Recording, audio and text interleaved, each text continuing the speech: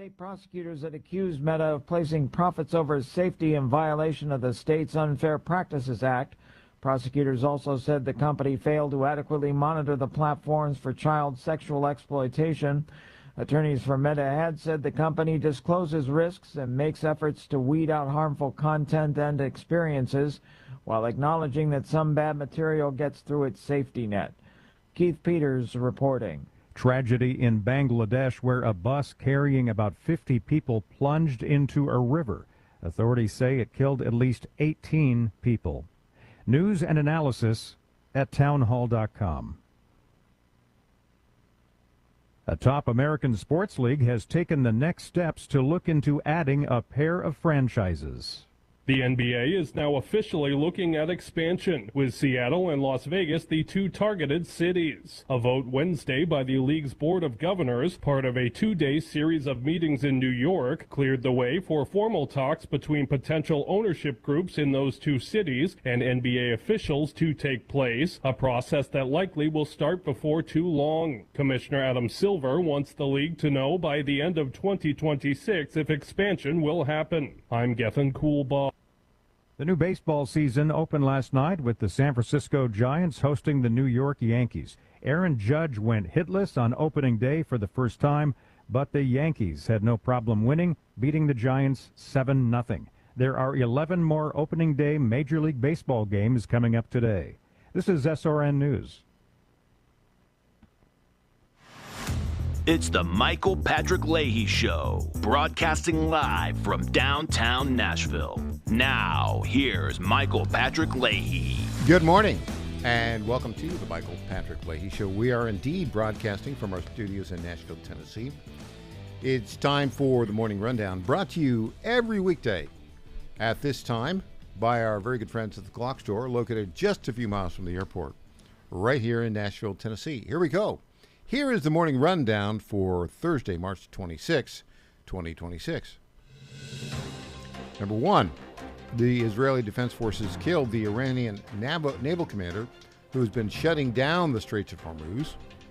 Bad news for him. Number two, shipping through the Straits of Hormuz continues to be problematic. Number three, the University of Southern California canceled a California gubernatorial debate because the low-polling candidates of color didn't make the cut. So they just canceled the entire thing because they believe in free speech. Number four, trouble in Ohio for GOP gubernatorial candidate Vivek Ramaswamy. He's tied or is trailing the COVID lockdown queen, Dr.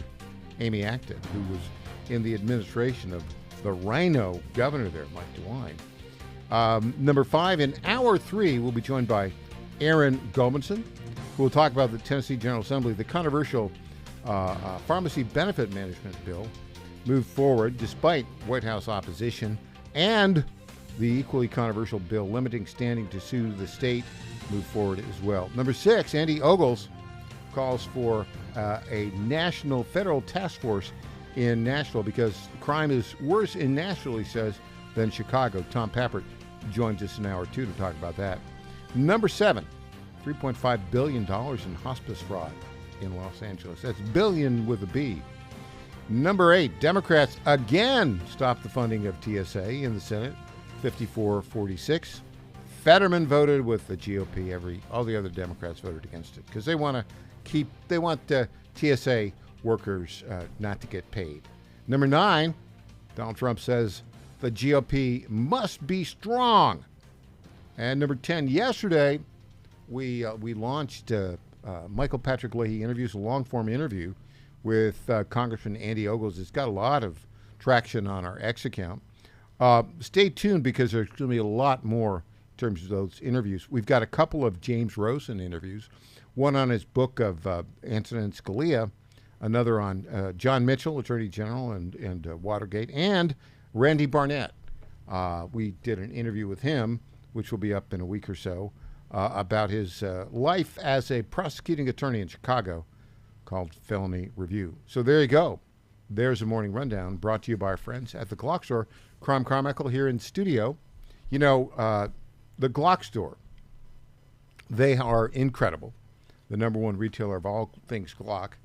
visiting the Glock store is a treat any day of the year, but, Crom, during their annual Nashville Open House, it's an event to remember. Now, I think you've attended every one of those open houses, haven't you? I think I don't know if every one, but many of them. I've attended every one, and the open house. There's 6 open houses coming up at the end of May. They always have great speakers, including congressmen, senators, and yours truly. And I think you've spoken there too, haven't you? I have. Yeah. I think it was when you beat me in that shooting contest. It was that year. Yeah, you were delighted to speak then. It's an all day long, free, open to the public raffle. It's likely the best in the nation. Last year they gave away, Crom, over $25,000 worth of great gun gear, including 3 Glocks, one of which was a GS Custom worth over $2,000. This year, it's on Saturday, May the 30th. I urge all Nashville listeners to save the date and come by. And, you know, the things they give away, you have to be there. Yeah. So, I mean, when you're talking about, and that $25,000 is probably what, 50 to 100 items? Yeah. It's a lot of your good chances stuff. of getting something really good, if you attend, is very high. You know what I've noticed also? We have a lot of listeners outside of Nashville. Yeah.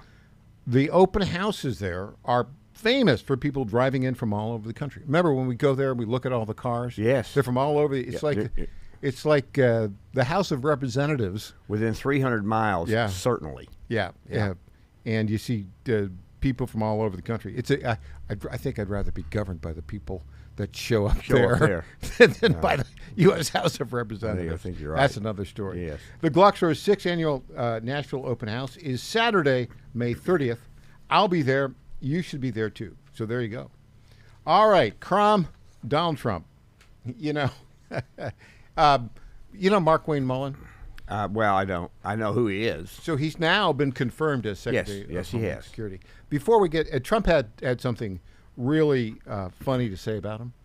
But before we get to that, did you see the insufferable Jimmy Kimmel last night? No, if I see Jimmy Kimmel, it's turn it off. It's in a clip. It's in a clip. It's in a clip of the story about. No, it's where somebody writes a story that is about similar to what you're about to tell me. So he said he criticized Mark Wayne Mullen because he was a plumber.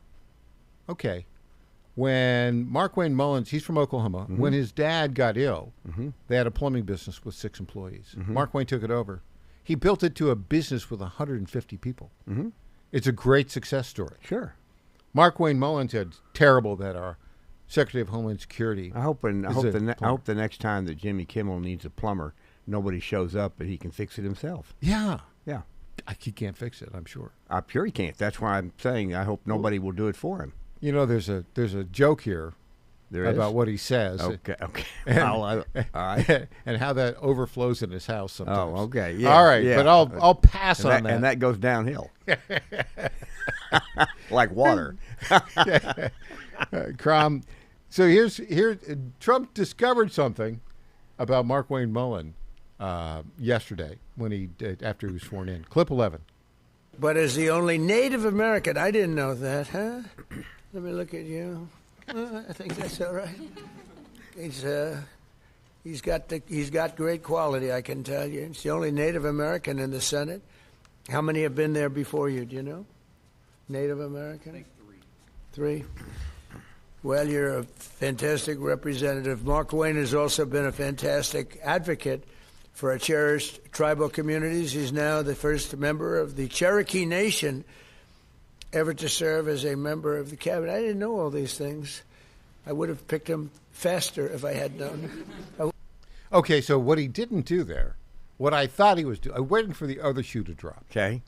Because, now, Mark Wayne Mullen is what's called an enrolled member of the Cherokee tribe. Okay. And there's a number of ways you can do that, but there was a DAWES roll, D-A-W-E-S, put together in the early, I think, 1900s, of all the Native Americans, the Cherokee, who had gone on the Trail of Tears and were living in Oklahoma. And the names were there, and if you can trace your ancestry back to that DAWES roll, and if you are at least 25% Native American, you in that tribe, you are an enrolled member. Okay. And he's an enrolled member. Okay, so he's Yeah. He is legit. Legit. Yeah. What Trump didn't do. Yeah, I know. The other shoe that didn't drop is the Bring up Pocahontas. Pocahontas, Yeah. Elizabeth No, Warren, he did not. who's from Oklahoma. She is? Yeah. I did not know that. Well, that's why, everybody in Oklahoma claims to be Cherokee. Oh, okay. And she claimed that too because of her, wait for it, Yeah. high cheekbones, right? Yeah. And apocryphal stories. And then, she's not Native American. No. She said, and I broke the story at Breitbart in May of 2012 that because I'm a amateur genealogist, and I looked at all that stuff, Crom, and I found out, there's no record of her descending from any Native American. There is a record, as you know, of her descending from a member of the Tennessee militia that rounded up the Cherokee for the Tears. Okay. And then she took this, DNA test, and she claimed she had 1/1024th Native American ancestry. Asterisk, but not even Native American. The way they do it, it's Native Americans don't participate in that. It's right. Turns out that's less than the average American. Right. So, right. Kind of crazy. Yeah. All right, Crom. When we come back, oh my gosh, craziness in Washington D.C.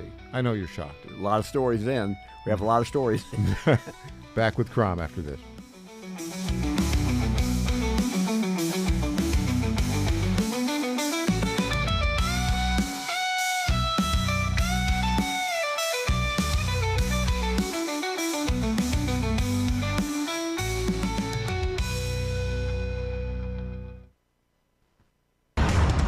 How much did you win at Rosie's Gaming Emporium? Hi, I'm Jerry from Richmond. I won a $23,000 jackpot at Rosie's. I'm Tammy. I'm from Newport News, and I just won a $5,400 jackpot from Rosie's. Hi, my name is Kim, and I'm from West Virginia, and I won $99,000 jackpot at Rosie's. Are you ready? Learn more about Rosie's rewards and jackpots at rosiesgaming.com. Must be 18 or older. Problem gambling? Call 1-888-532-3500. Now more than ever, it's imperative to support companies that share our conservative values. That's why I can't be more excited to tell you that I've switched my family to Patriot Mobile. Patriot Mobile is America's only Christian conservative wireless provider. When you switch to Patriot Mobile, you shift your support away from the leftist, woke, progressive agendas of Big Mobile. Patriot Mobile's wireless service works perfectly and seamlessly as you go about your lives with exceptional nationwide coverage that uses the same towers the main carriers use. Patriot Mobile donates a portion of every dollar earned to causes you care about, to organizations that fight for religious freedom, First and Second Amendments, sanctity of life, and the needs of veterans and first responders. Patriot Mobile has plans to fit any budget, along with great discounts for our veterans and first responder heroes, as well as multi-line users. Switching is easy. Just go to patriotmobile.com/Godzilla or call their U.S.-based customer service team, 972-PATRIOT. That's 972-728-7468. Use offer code Godzilla for free activation. President Trump is already transforming Washington, D.C., making it the safest, cleanest, and most beautiful city in the world. But we need fighters on the ground to keep it going. I'm John Fredericks, and I'm running for chairman of D.C. GOP Ward 2 to make sure Trump's vision for this city becomes a reality. Safe streets, clean neighborhoods, and yes, rat-free. Go to MakeDCGreat.com. That's MakeDCGreat.com right now and send a donation. Let's finish what President Trump started. Donation limit $200. I'm John Fredericks, and I paid for this ad. Do you have 3 ex-wives and your current trophy wife wants a life insurance policy 3 times the size of the policies you had to purchase for your previous mistakes?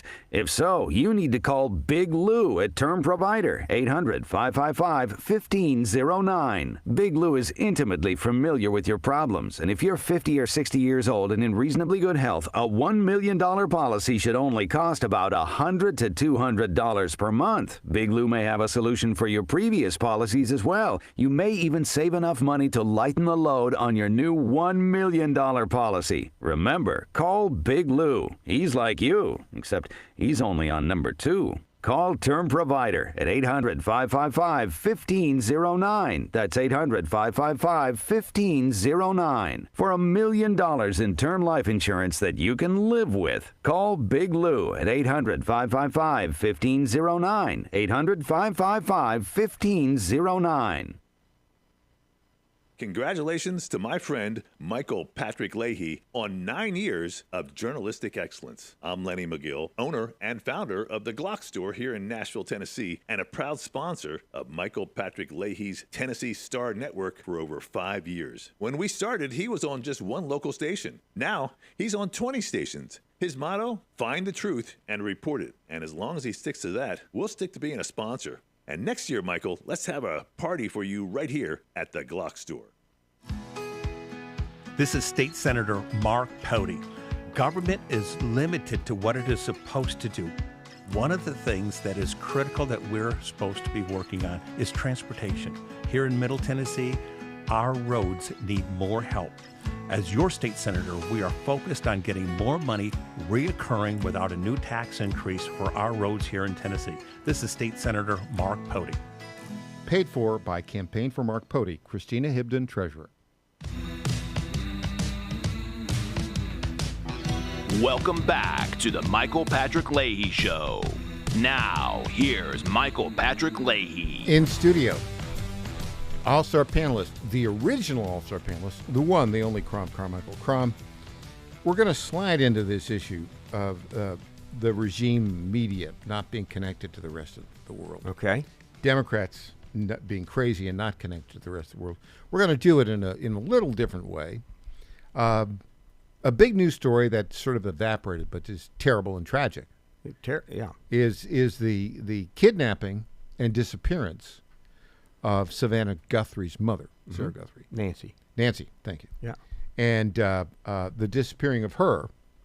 And so Savannah had been the big host on the Today Show for many, many, many years. Yeah.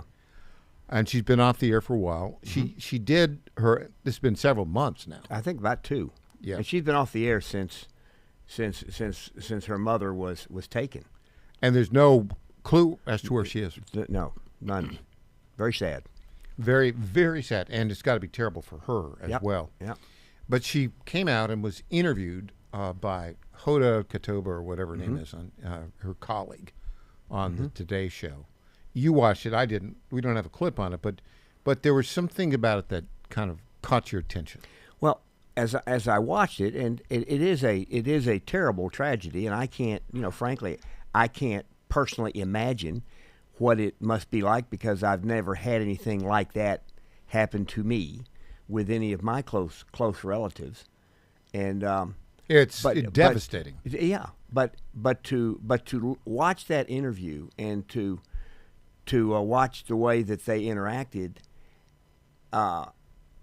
it was as if they think the way that Savannah Guthrie thinks that nobody else has ever experienced this much anguish, because it's a lot of anguish. It's a lot of anguish. It is terrible, but the way that they think about it, because NBC News barely covers the rapes and murders by illegal immigrants of college girls who are just out either for a walk or for a jog or something like this. They barely cover it. I'm not even sure if they cover it. I'm saying is at least NBC. And the anguish for those families to have their child brutally raped and murdered.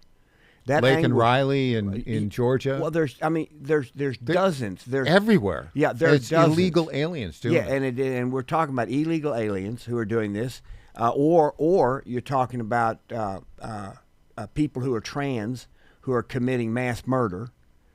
And for those families, NBC News doesn't seem to care about the anguish that those families have.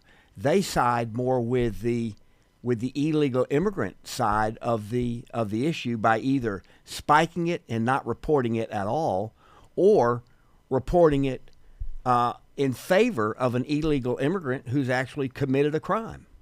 Well, on that point, you may recall just a couple days ago that Senator Chris Murphy from Connecticut publicly admitted the people we care about most are undocumented illegals. Yeah. He said that. Yes. On the air. Right there. And they said, we put them at the highest level. And it's just, and what I'm saying is, and NBC News agrees with Chris Murphy. Absolutely. In terms of their own reporting. The AP The AP, you cannot use Associated Press. The Associated Press, you cannot use the term illegal immigrant in a news story. Although that's an accurate description. See, of course, yeah. I've got an example of a college newspaper that used that term, and then the next day had to come out and apologize for using the term illegal immigrant to describe a person who is an illegal immigrant. And if this is the way our news... Which college was that? Hold it just a second here. I have it in my little list here. See, this is what I like about Crom. He's always well prepared. I like to bring in little data points that are stories that are not bumped up in the news very high, but they tell a story. A Loyola University Chicago newspaper apologized. Okay, now Loyola University was where the student. This is where the 18-year-old freshman was, who was killed by an illegal alien. Yeah, and in their student newspaper, they referred to the perpetrator, the person who committed the murder. They referred to that person as an quote illegal immigrant in their story, and the next day they had to come out and apologize for using the term illegal immigrant because the AP says that term should not be used in a news story. This is why the Associated Press, we dropped them several years ago, because they're biased. Well, but Michael, it's beyond. That is beyond biased. That is dishonest to the core. Because they are illegal immigrants. That's what. Yeah, that's what they are. Yeah, that's what they are, and it does, and it is part of the national debate and the story about what do we do with illegal immigrants. And according to to Senator Murphy, even if they are a convicted illegal immigrant, even if they're a gang member from their previous country, even if they're a murderer from their previous country, they are to be lifted up and protected more than U.S. citizens. Yeah, absolutely. That's the whole thing from the State of the Union. By the way, the Associated Press style book did this in 2023. I have some news for the Loyola Phoenix, the student newspaper. There is a better style book to use. It's called the Star News Digital Media style book that we use, that we've created here. Oh, okay. And illegal immigrant is the actual term to be used.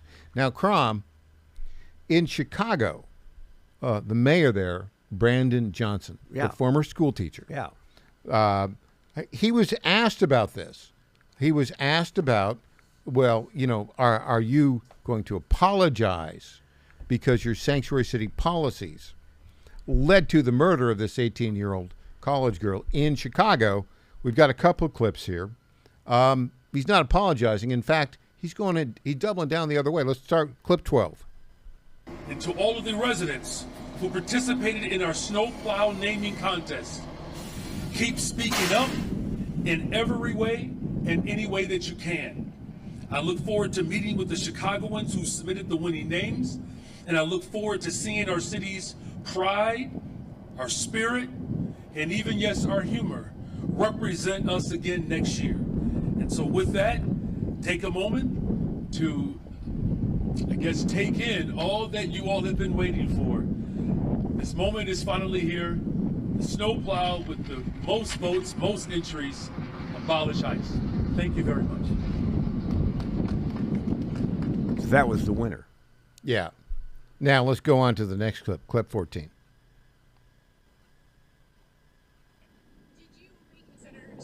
Rescheduling this event given the Sheridan Gorman by an undocumented immigrant?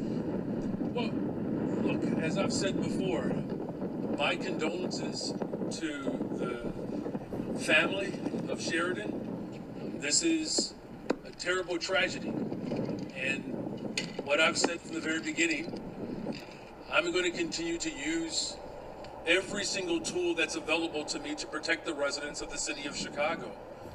And this tragedy is not going to deter us from our work.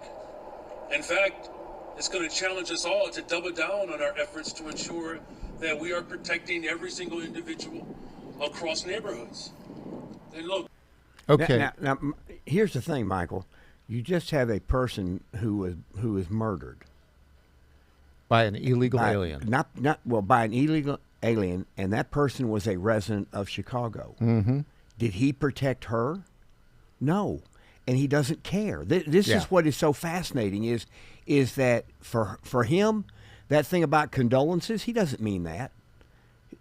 She's just collateral damage. To the left, she's just collateral damage. And what I did was I printed out the story.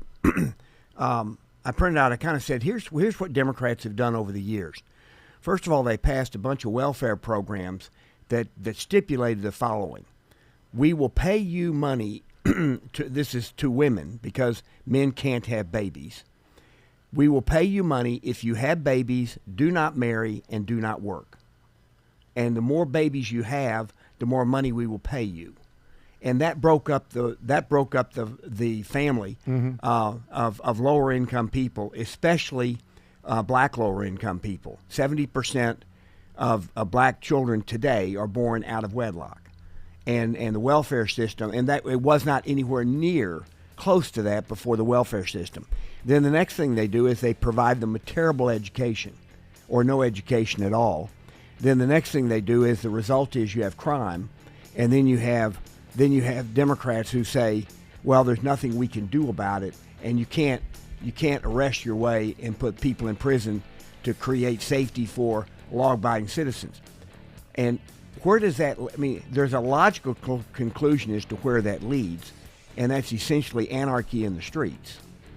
And it's mostly in the lower income areas. And we'll Brandon come back Johnson's, with more on this after the break. He's Crom Carmichael. I'm Michael Patrick Leahy.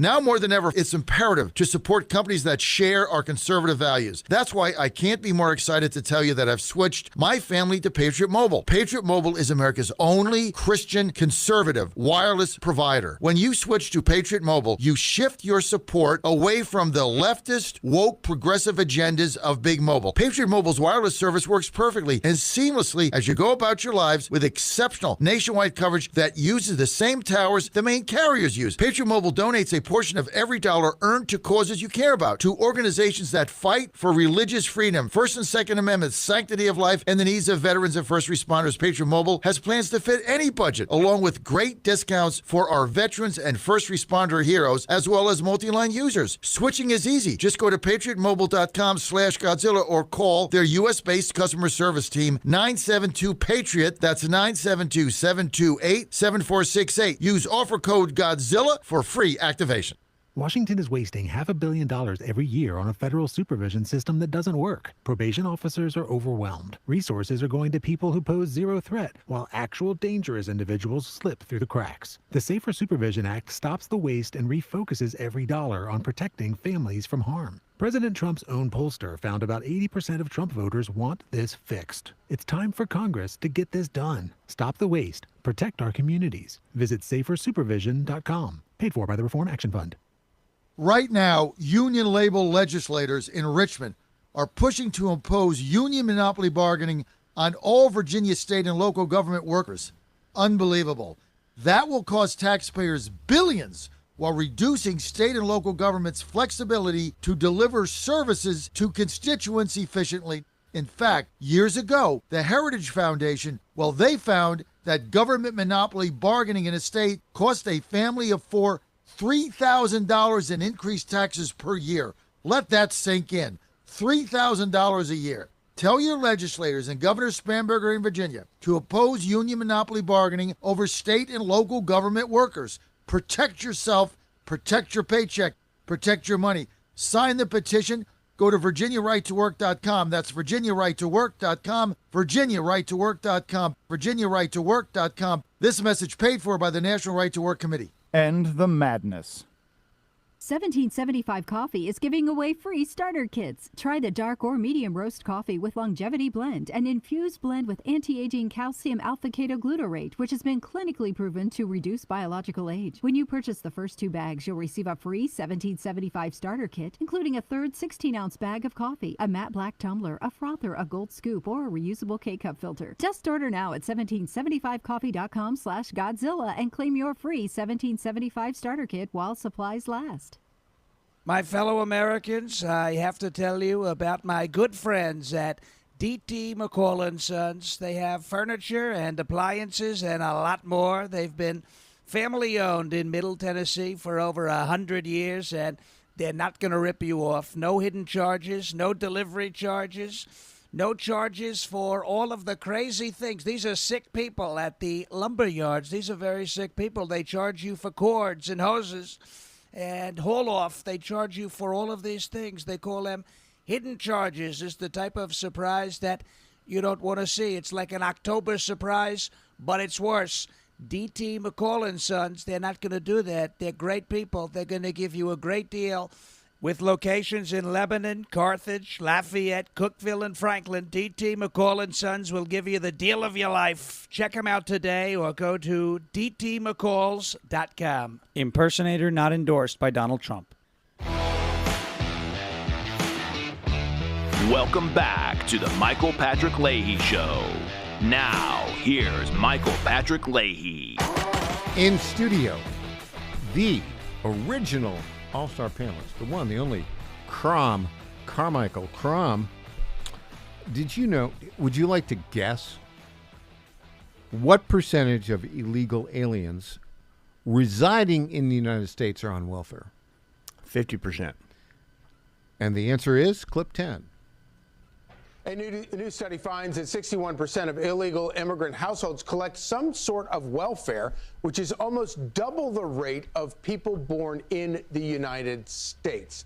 The Washington Times reports that children have a significant role in getting that aid. Let's bring in the author of that article, Washington Times political editor Stephen Dinan. Okay, so the point is that, you know, we're just in a giant fraud machine here. Right. That's the Democrat Party's business plan. It is their business model. Yeah.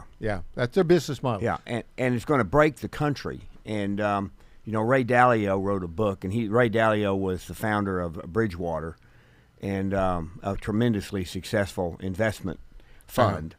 And he wrote a book about the rise and fall of nations. And he says the United States is in the fifth phase, which is where you don't want to be. And it is all about what ultimately destroys a nation is debt, and the business model of the Democrats is to use federal money to replenish the coffers of very, very blue states with extremely high taxes and high regulations. Well, not only that, let's bring illegals in and make them our number one priority. Well, fits that model. Yes, because the fraud goes there and the voting goes there. Yes, and it's the SAVE Act. The illegal immigration and the way our votes are done, they're related in two or three different ways. One is that the Supreme Court, I think, in a bad decision, but it was a technical decision, ruled that illegal immigrants should be counted in the census, and I think that's a bad ruling, because I think we should only be counting citizens when we are apportioning the country for voting purposes. And so the blue states that have a high number of illegal immigrants, they get more members of Congress if the illegal immigrants are counted. And then if the illegal immigrants, and in states like California, when you get your driver's license, you're pretty much registered to vote. Even if you're an illegal immigrant, you're registered to vote. and so many of those people end up showing up or get voted for, in my opinion. I think there's a lot of mail-in ballot illegal voting that happens in blue states, and then there are a number of states where there's and they're all blue, and every one of them is a blue state, where you do not have to provide identification in order to vote. And by the way, there are a number of states that require proof of citizenship to register to vote, and I've done a check. And the percentage of registered voters as part of the population is as good as any state, and the percentage of turnout is the same.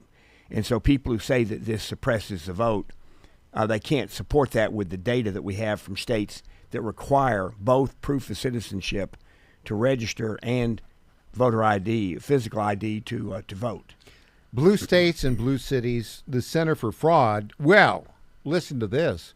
Now, I know it's from Mr. Blowhard, James Comer, the Oversight Committee chairman, who talks a lot, is on Fox a lot, doesn't get a lot done. But listen to him talking about hospice fraud in Los Angeles, clip 9. You could multiply what we found in Minnesota probably by 10 in California. That's how bad it is. And what we're hoping in this investigation is we have the same success we had in Minnesota with whistleblowers coming forward, reaching out to me or other oversight committee members to sit down and do transcribed interviews so that we can finally figure out who's responsible for this fraud. What we know in California, just with respect to hospice, of all the government entities, hospice is the one that I don't think there would be anyone out there that wouldn't have full support for hospice at our worst time of need. Hospice alone, $3.5 billion just in Los Angeles County. And what that amounts... Well, so Los Angeles County, it's a complete disaster. I think the population of Los Angeles is more than 10% is illegal aliens. Might be like 15%.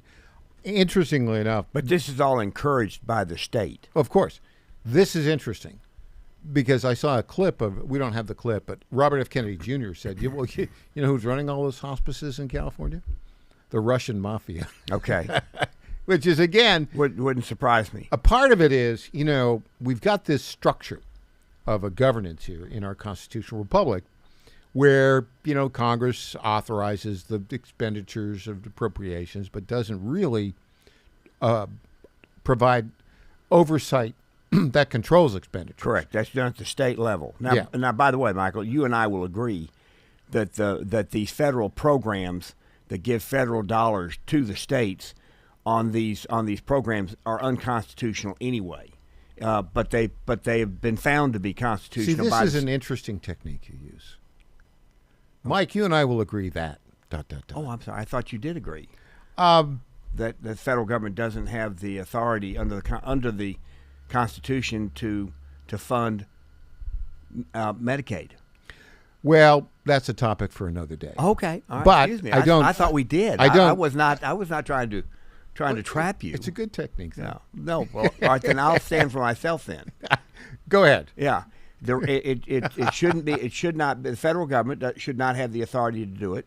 Federal government should be taxing at a much lower level. And then if the states want to provide Medicaid, which is a fine thing for the states to do. Mm-hmm. The states can do it by taxing their own citizens so that 100% of the cost and 100% of the benefit is within the state. And that would eliminate the incentive that is present in the existing system. You've exactly described what the problem with the existing system. This all goes back to this idea of the new federalism, right? Right. Where they would send money to the states. And that would only work. And I'm not sure that the constitutional issue is one thing, but the practicality is, how does that work? It would only work if the state receiving it is honest. And the states receiving it are not honest at all. Let me go on to this. Not all states. Yeah. Some states are honest. Some, yeah. But red states, basically. Red states are basically, because I went back and did once again. Yeah. I did a study, and I said, how much does California spend per population on Medicaid? And the answer is $4,000 a person. Tennessee spends $1,300. Yeah, per person. Now I'm not talking about per recipient. I'm talking about. I'm looking at per capita. Per capita. So yeah. I'm trying to look at the largest number possible, and the blue states outspend the red states on Medicaid across the board. Do you want to know why this is? 3-1. Let me tell you why. Yes, tell me why, Michael. Well, take this from John Barrasso, Republican. Okay. He went to the Senate floor. I think there's some Senate rules that you cannot disparage a colleague. And he references a senator in the other party. Folks, it was Senator Chris Murphy of Connecticut. But just listen to how he describes this. Clip 16. This is what we're seeing here in this chamber with what the Democrats are doing because they do not want to fund the Department of Homeland Security that keeps our nation safe. Well, there is now circulating that is evident that the Republicans have all seen, which is a member of the Senate, the Democrat member of the Senate, on television telling the nation, this is a clip that when a member of the Senate says, This is a Democrat. The people we care most about, he says, are the undocumented. Boom. Okay, so let's go on with that. Back to the theme. Mm-hmm. Why do Democrats care about illegal aliens more than average citizens? And we know from the State of the Union, they wouldn't stand up and say we care about citizens more than illegals. Right. They wouldn't stand up for that. No, they would not. And there are many answers to it. But on this particular issue, the problem is this. All of these programs are administered at the state level and funded primarily by the federal government. And so that's why I say it is the states, it's the blue states, it's the administrations and the people who populate the administration. The state government employees. State government employees, because they're the ones, for example, who license 10 hospices at the same address. Right. They're the ones who are supposed to go once a year and do a site visit under the federal law, to do a site visit to determine that the licensee is legitimate. And they don't do any of this. Well, they don't want to. It's part of their plan. Well, they don't. Not only do they not. Well, they don't want to. Correct. What I'm saying is it's worse. It's even worse than that. Yeah. It's worse than laziness. It is just part of the plan to license as many of these people as possible. They're complicit. Give them 30 cents, and then the federal government will ship in 70 cents. So the business model is a 2-to-1 return, and most of that money is then spent within the borders of the state. That is getting outsized billions and billions and billions of dollars of federal money that is fraudulent. It's a transfer of wealth from taxpayers in red states to illegal aliens and public employee unions in blue states. I don't know that I want to say that it is necessarily. I agree that the red states that are honest are doing the right thing, but this is what drives up our deficit, and that is creating this issue of affordability for a very, very large number of people. So the Democrats' policies and the execution of their policies is the reason that we have the affordability issue in the first place. Bingo. And their solutions are to do more of the same bad things. We got an affordability problem, so let's put together policies that will make affordability even worse. Yeah. And so that's why. And so this business model of the Democrats. Then if you throw in on top of that the government employee unions that get $7 to $8 trillion a year in dues, which is government money. Yeah, that is $7 to $8 billion that is used by the government employee unions to do nothing but support bigger government, and to support this kind of fraud at the state level. When we come back, Donald Trump has a few words to say about what the GOP should be doing. Back after this.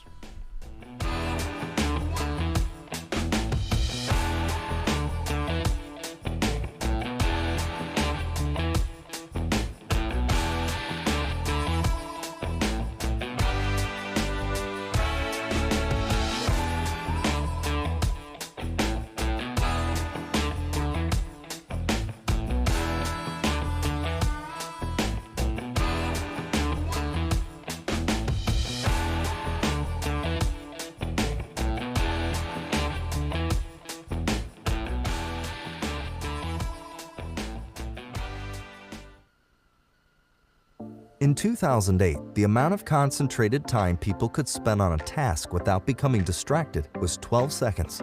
5 years later, it was only 8 seconds, 1 second less than a goldfish. If you're often distracted or have trouble recalling information, you're likely to fall behind in the demanding, fast-paced 21st century. In other words, brain performance is more critical now than ever. Boost your brain power with Healthy Cell's Focus Plus Recall. Science-backed nootropics to help you sharpen focus, concentrate longer, enhance recall, improve mental speed, learn rapidly, and be more alert. It's a pill-free brain supplement made with maximum absorption ingestible gel technology, designed to feed your brain at the cellular level. Take it for a test drive. Go to healthycell.com and use code GODZILLA for 20% off your first order of Focus Plus Recall. That's healthycell.com, code GODZILLA for 20% off.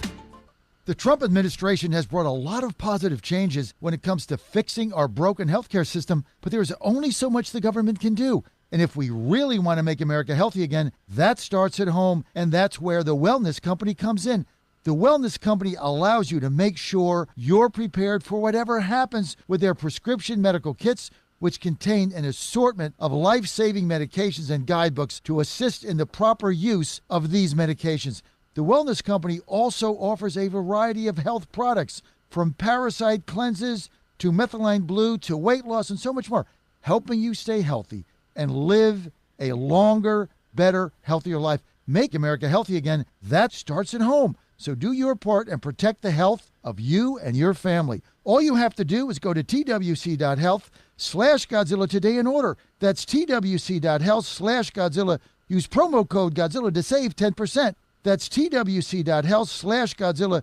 Now more than ever, it's imperative to support companies that share our conservative values. That's why I can't be more excited to tell you that I've switched my family to Patriot Mobile. Patriot Mobile is America's only Christian conservative wireless provider. When you switch to Patriot Mobile, you shift your support away from the leftist, woke, progressive agendas of Big Mobile. Patriot Mobile's wireless service works perfectly and seamlessly as you go about your lives with exceptional nationwide coverage that uses the same towers the main carriers use. Patriot Mobile donates a portion of every dollar earned to causes you care about, to organizations that fight for religious freedom, First and Second Amendment, sanctity of life, and the needs of veterans and first responders. Patriot Mobile has plans to fit any budget, along with great discounts for our veterans and first responder heroes, as well as multi-line users. Switching is easy. Just go to patriotmobile.com/Godzilla or call their U.S.-based customer service team, 972-PATRIOT. That's 972-728-7468. Use offer code Godzilla for free activation.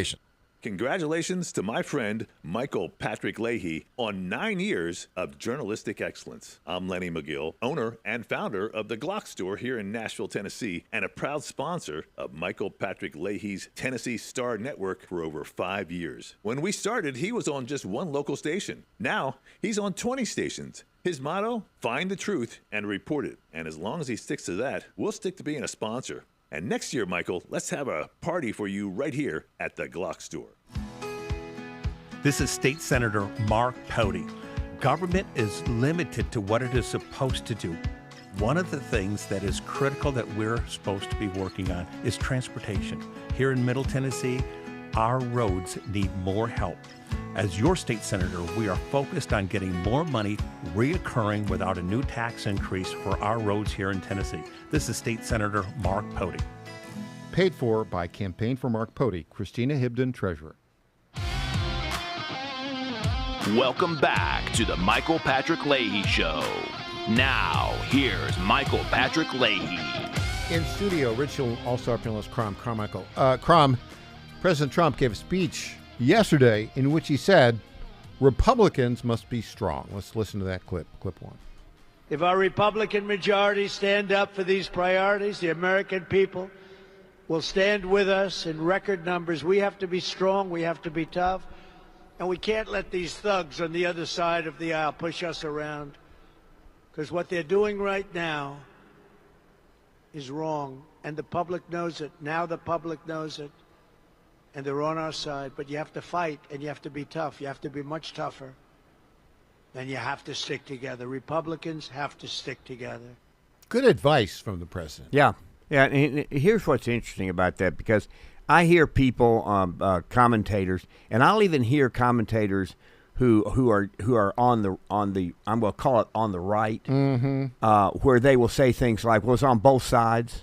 Which I just can't stand it. Both sidism, that's one of the worst diseases of modern America. So let me get to what Trump is talking about here.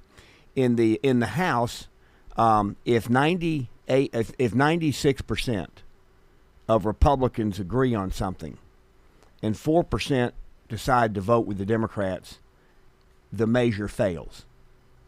Okay, so 96% of Republicans want to do something.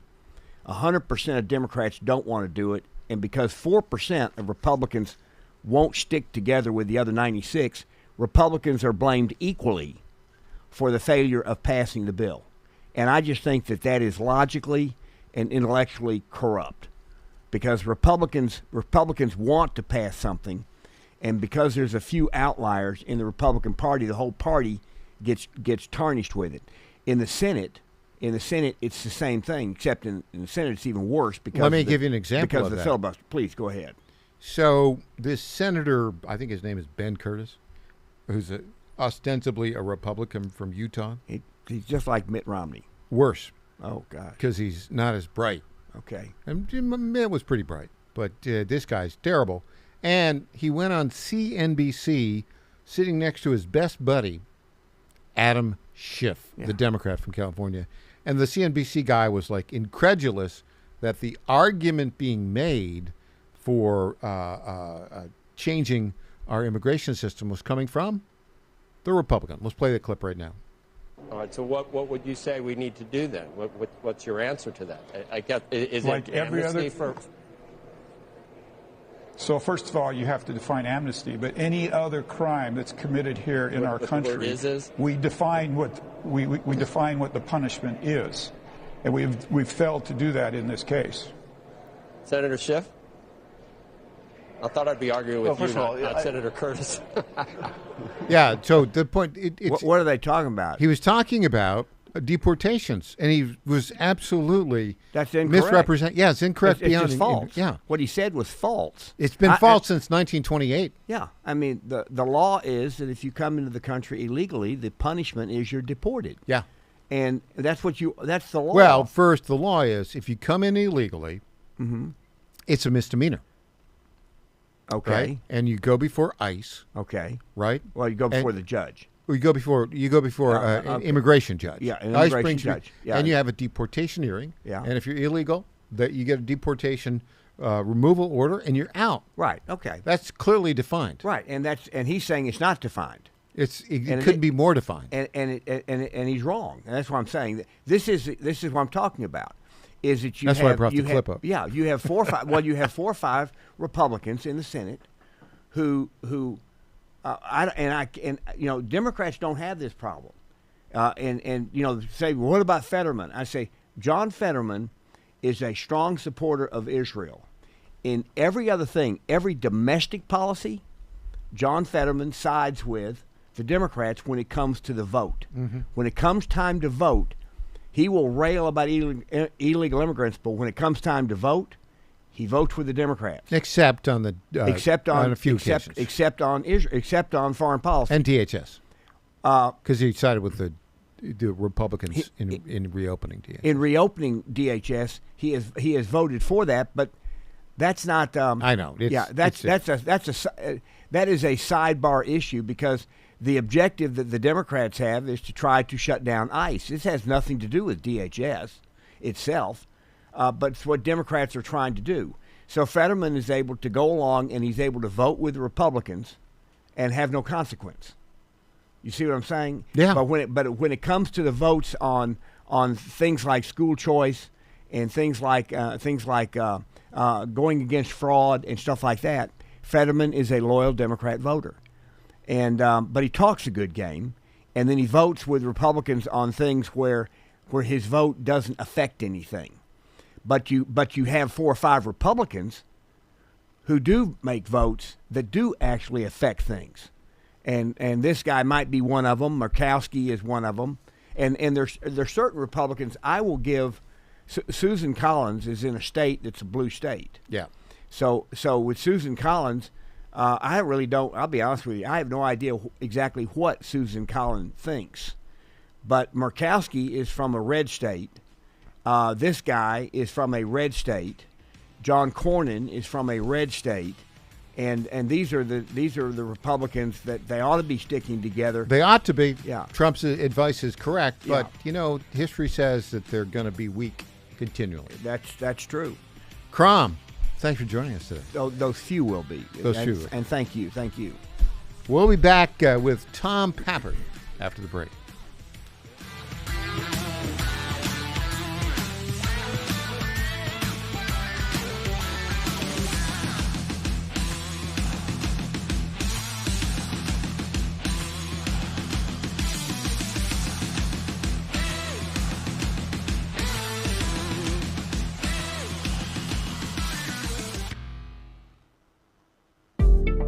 Is a record player the best way to listen to music? Of course not. So why are you still taking vitamins in pill form that haven't been upgraded since the 1930s? Even if you don't have trouble swallowing, most vitamins in pill form can't be absorbed very well. It's time to upgrade to the pill-free future of vitamins. Advanced nutrition company, Healthy Cell, created a patent-pending ingestible gel that is clinically proven to have 265% the absorption rate of tablets. These physician-formulated supplements come in a small gel pack. You tear off the top and shoot it down. You can also mix it in water. They taste great, they're convenient on the go, and they're more natural too, without chemical binders, fillers, and coatings. Go to healthycell.com and use code GODZILLA for 20% off your first order of any product. That's healthycell.com. HEALTHYCELL.com. The Cats and Cosby Show. And they gave me a curveball question. Price of oil is $88 today. I said, it's a temporary thing, but I have something to inform you. And I'm going to say it very slowly. Under President Biden, the price of oil was $80, $90, $100 for 4 years. Under President Trump, maybe it's going to be $80 for 1 month. Cats and Cosby, 5 Eastern, 4 Central on the John Fredericks Media Network. Did I say it slowly enough to everybody understand? I love that. John Fredericks loves his radio and TV audience, but did you know how to follow the Godzilla of Truth wherever you go? Download the John Fredericks Radio Show app to listen live nationwide. For the daily chit-chat, Trucking the Truth, download the Getter app and join the morning fun on Getter Live from 6 to 10 a.m. Follow John Fredericks on Getter, Truth Social, or Twitter at JF Radio. WJFN, Goochland, Bonaire, Chester, 100.5, 107.7, 92.7 FM, AM 820, and WJFB, Portsmouth, AM 1650. Breaking news this hour from Town Hall. I'm Greg Clugston in Washington. A policy change at the Olympics will exclude transgender women. The International Olympic Committee announced today that eligibility for any female category event is now limited to biological females. Correspondent Karen Chamis reports the U.S. and Iran have made no diplomatic headway as more missiles are fired. As diplomacy aimed at ending the war between U.S., Israel and Iran seemed to be faltering, both sides have hardened their positions. Tehran has moved to formalize its control over the strategic Strait of Hormuz, through which a fifth of the world oil is normally shipped. Meanwhile, Washington prepared for the arrival of combat forces that could be used on the ground in the Islamic Republic of Iran. Israel on Thursday carried out a wave of strikes targeting Iranian infrastructure, and Iran kept up its attacks on Persian Gulf neighbors, with Saudi Arabia intercepting multiple drones. I'm Karen Chamas. Meanwhile, White House Press Secretary Caroline Leavitt warns that President Trump is not backing down. But if Iran fails to accept the reality of the current moment, if they fail to understand that they have been defeated militarily and will continue to be, President Trump will ensure they are hit harder than they have ever been hit before. President Trump does not bluff, and he is prepared to unleash hell. Pressure is mounting on Congress to end the funding shutdown. It has resulted in travel disruptions, missed paychecks, even warnings of airport closures.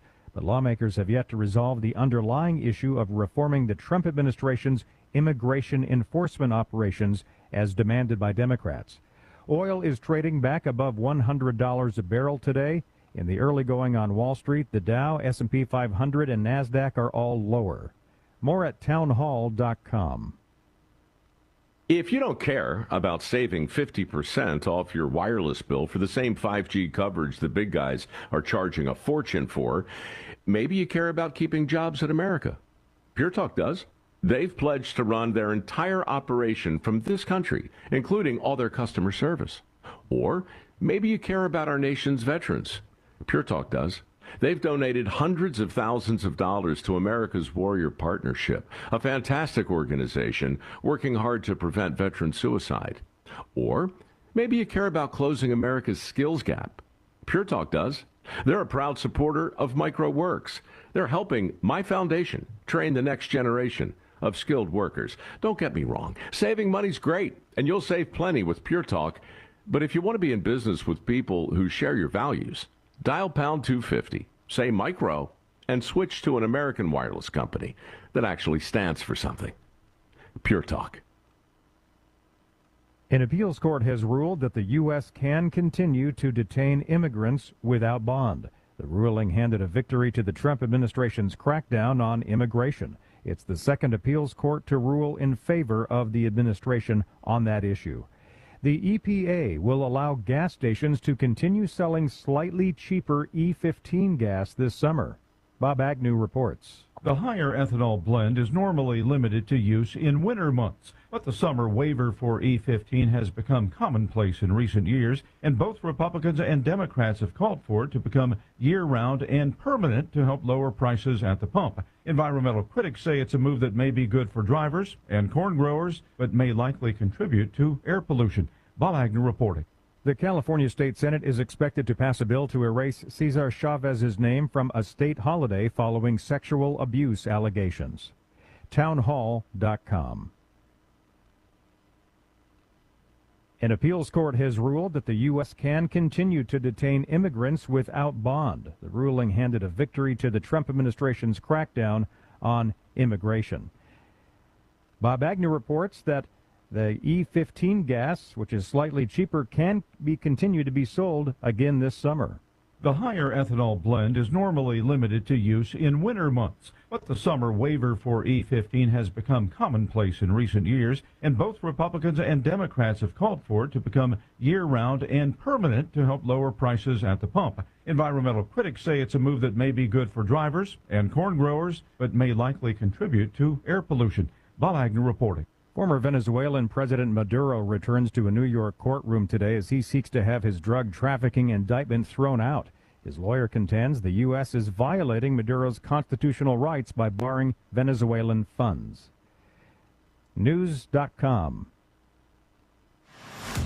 It's the Michael Patrick Leahy Show, broadcasting live from downtown Nashville. Now, here's Michael Patrick Leahy.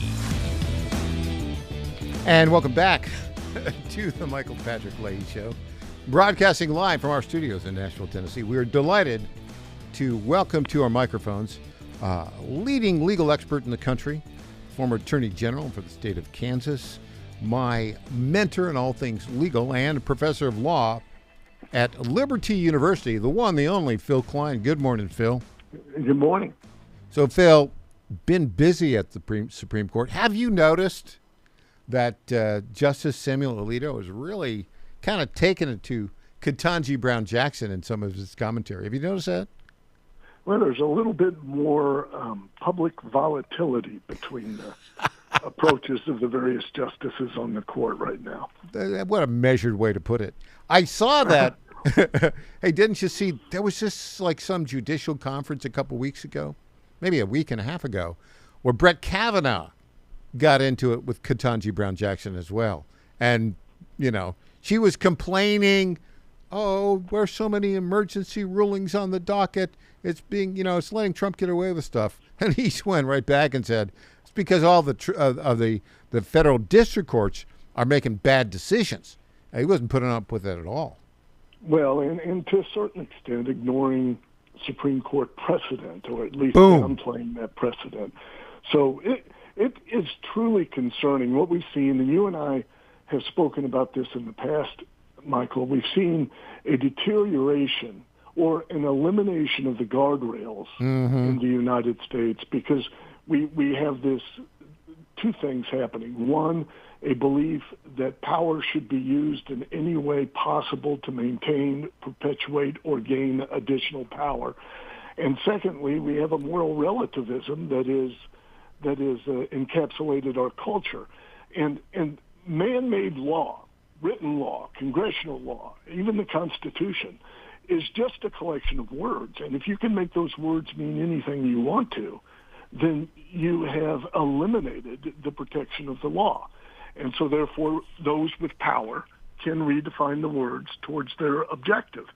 And we see a lot of that happening in the United States. We see the left willing to use whatever power is necessary to achieve an objective of enhancing their power. And then you see courts increasingly willing to take the clear meaning of words and redefine them for their own purposes. or for a political objective. Yeah. And that's dangerous. It's a severe erosion of the rule of law in this country. Absolutely correct. Okay, so the big Supreme Court case has to do with when absentee mail-in ballots can be counted. Well, when is the election? It's on a day. Now, it's interesting, Phil. This case has to do. It's against the state of Mississippi, which allowed. I think it's the RNC versus the state of Mississippi Republican National Committee, and the state of Mississippi had a law that said, well, you can count all the ballots that come in like for 5-6 days after Election Day. Then, the Constitution doesn't say Election Day, I don't think. But there are many statutes, I think one in 1844, one in 1872, one in 1914, which specifically says all elections will take place on Election Day. This is something that Justice Alito just slammed the leftist judges on the court. Did you follow that? Election Day versus election month?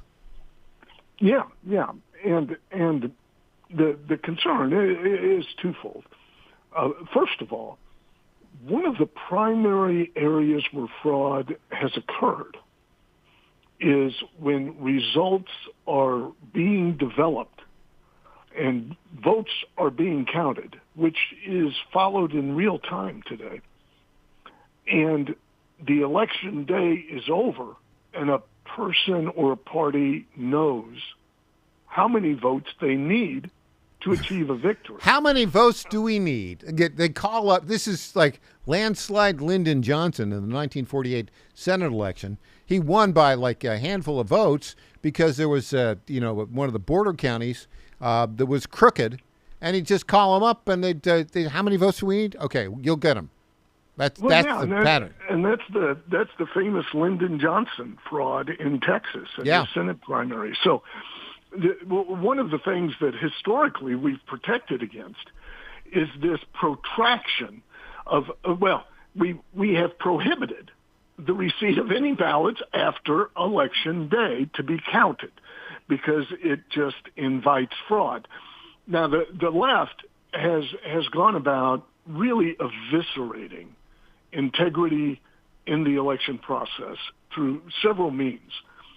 One, it has allowed for the use of foreign monies to influence American elections and has used nonprofits in many ways to accomplish that.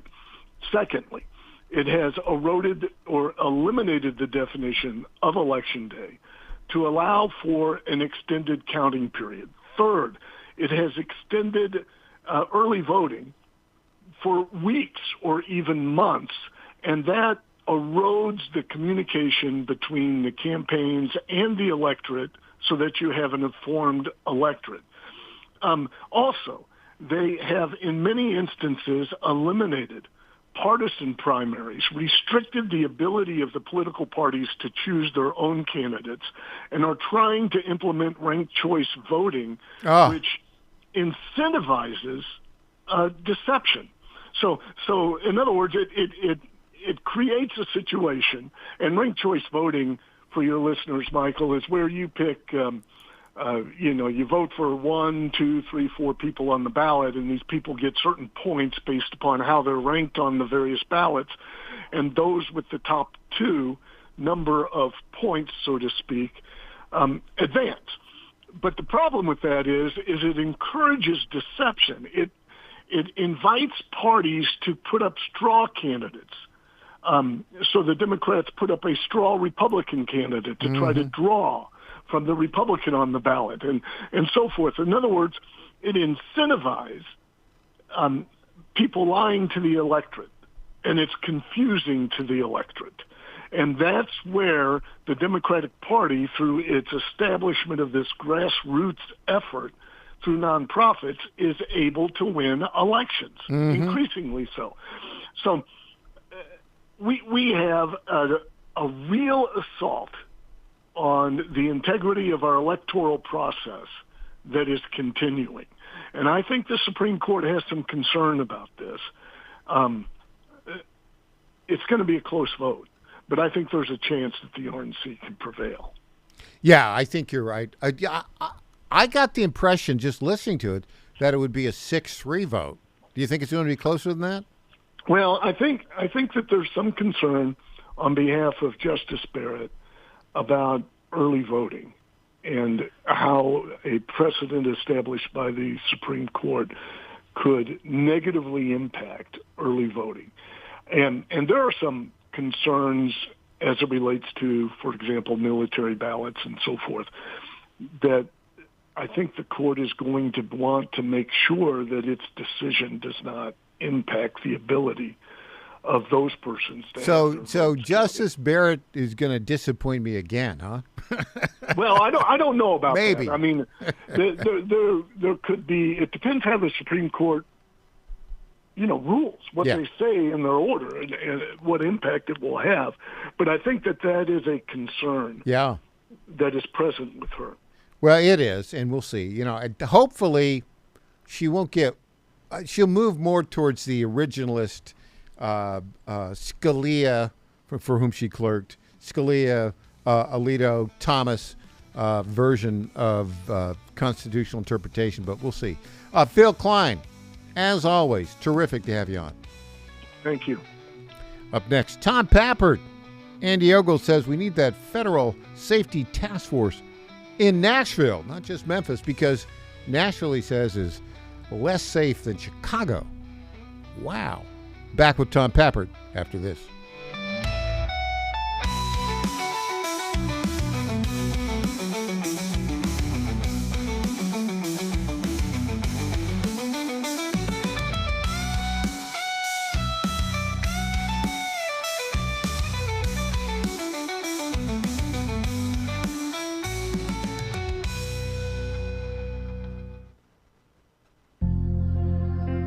Ponder this. Imagine for a moment that you are lying on your deathbed.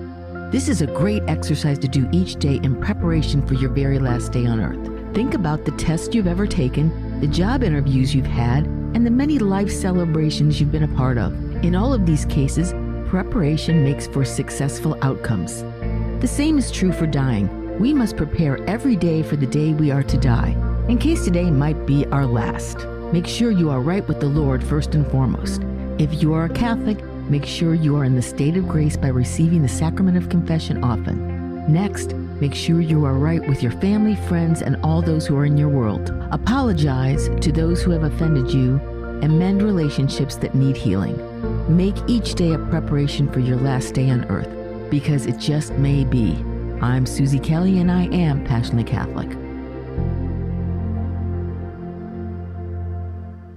Hey folks, Al Green here for SatPhone. When you're on the go, you want to know you're connected. If it's a family vacation or an off-the-grid escape to a remote destination, having reliable communication helps you feel safe and secure. You can't afford to find yourself in a dead zone. That's why you need SatPhone. SatPhones are reliable, durable, and give you global coverage. If you can get outside, you can get in touch. It's that simple. Make calls from your SatPhone to any regular cell phone in the United States. The phones are $1,500 value, but you can get yours free. Just sign up for a 15-month plan, $94.95 a month. Get 150 minutes monthly that roll to the next month. Go 3 months without using them, that's fine. Yes, 3 months, 450 minutes, all yours. Visit SAT123.com or call 855-980-5830. SAT123.com, 855-980-5830. Get surety and security with your sat phone. Call now.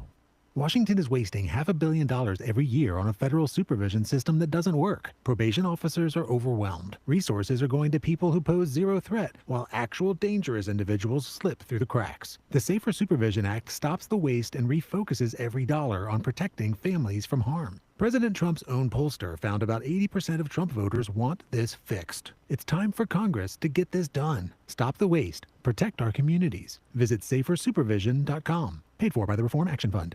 President Trump is already transforming Washington, D.C., making it the safest, cleanest, and most beautiful city in the world. But we need fighters on the ground to keep it going. I'm John Fredericks, and I'm running for chairman of D.C. GOP Ward 2 to make sure Trump's vision for this city becomes a reality. Safe streets, clean neighborhoods, and yes, rat-free. Go to MakeDCGreat.com. That's MakeDCGreat.com right now and send a donation. Let's finish what President Trump started. Donation limit $200. I'm John Fredericks, and I paid for this ad.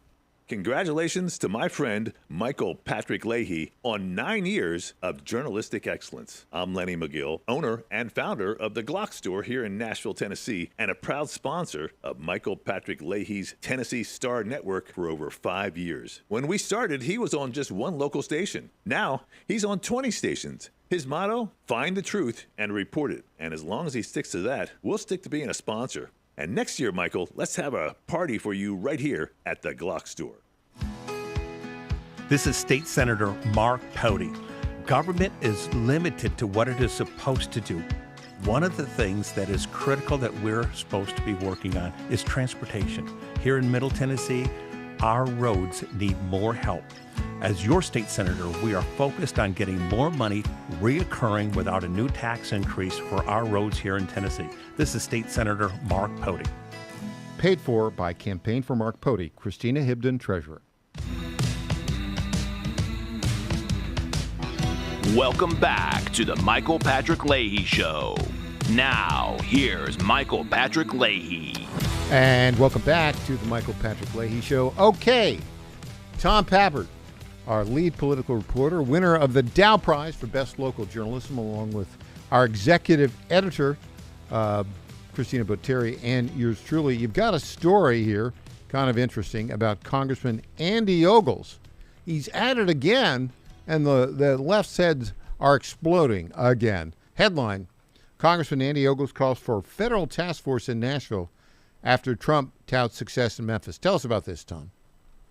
Well, it's very interesting to see Andy Ogles become sort of a national commodity. He's been going on various media outlets, including, of course, Michael Patrick Leahy interviews. Folks can see that on X and elsewhere. But yesterday, he appeared on Fox 17, where Andy Ogles was really grilled and interrogated about his suggestion that the Memphis Safe Task Force should be brought to Nashville. There should be a Nashville Safe Task Force. And as part of his argument, he actually quoted the 2024 FBI crime data, which, believe it or not, and there's some argument about maybe Chicago and these other big cities don't report everything they should be to the FBI, but the 2024 FBI crime data showed that Nashville is now more dangerous than Chicago. It's number 13 in the 15 worst cities for violent crime in the United States. Chicago ranks 14 or 15, depending on how you track the data.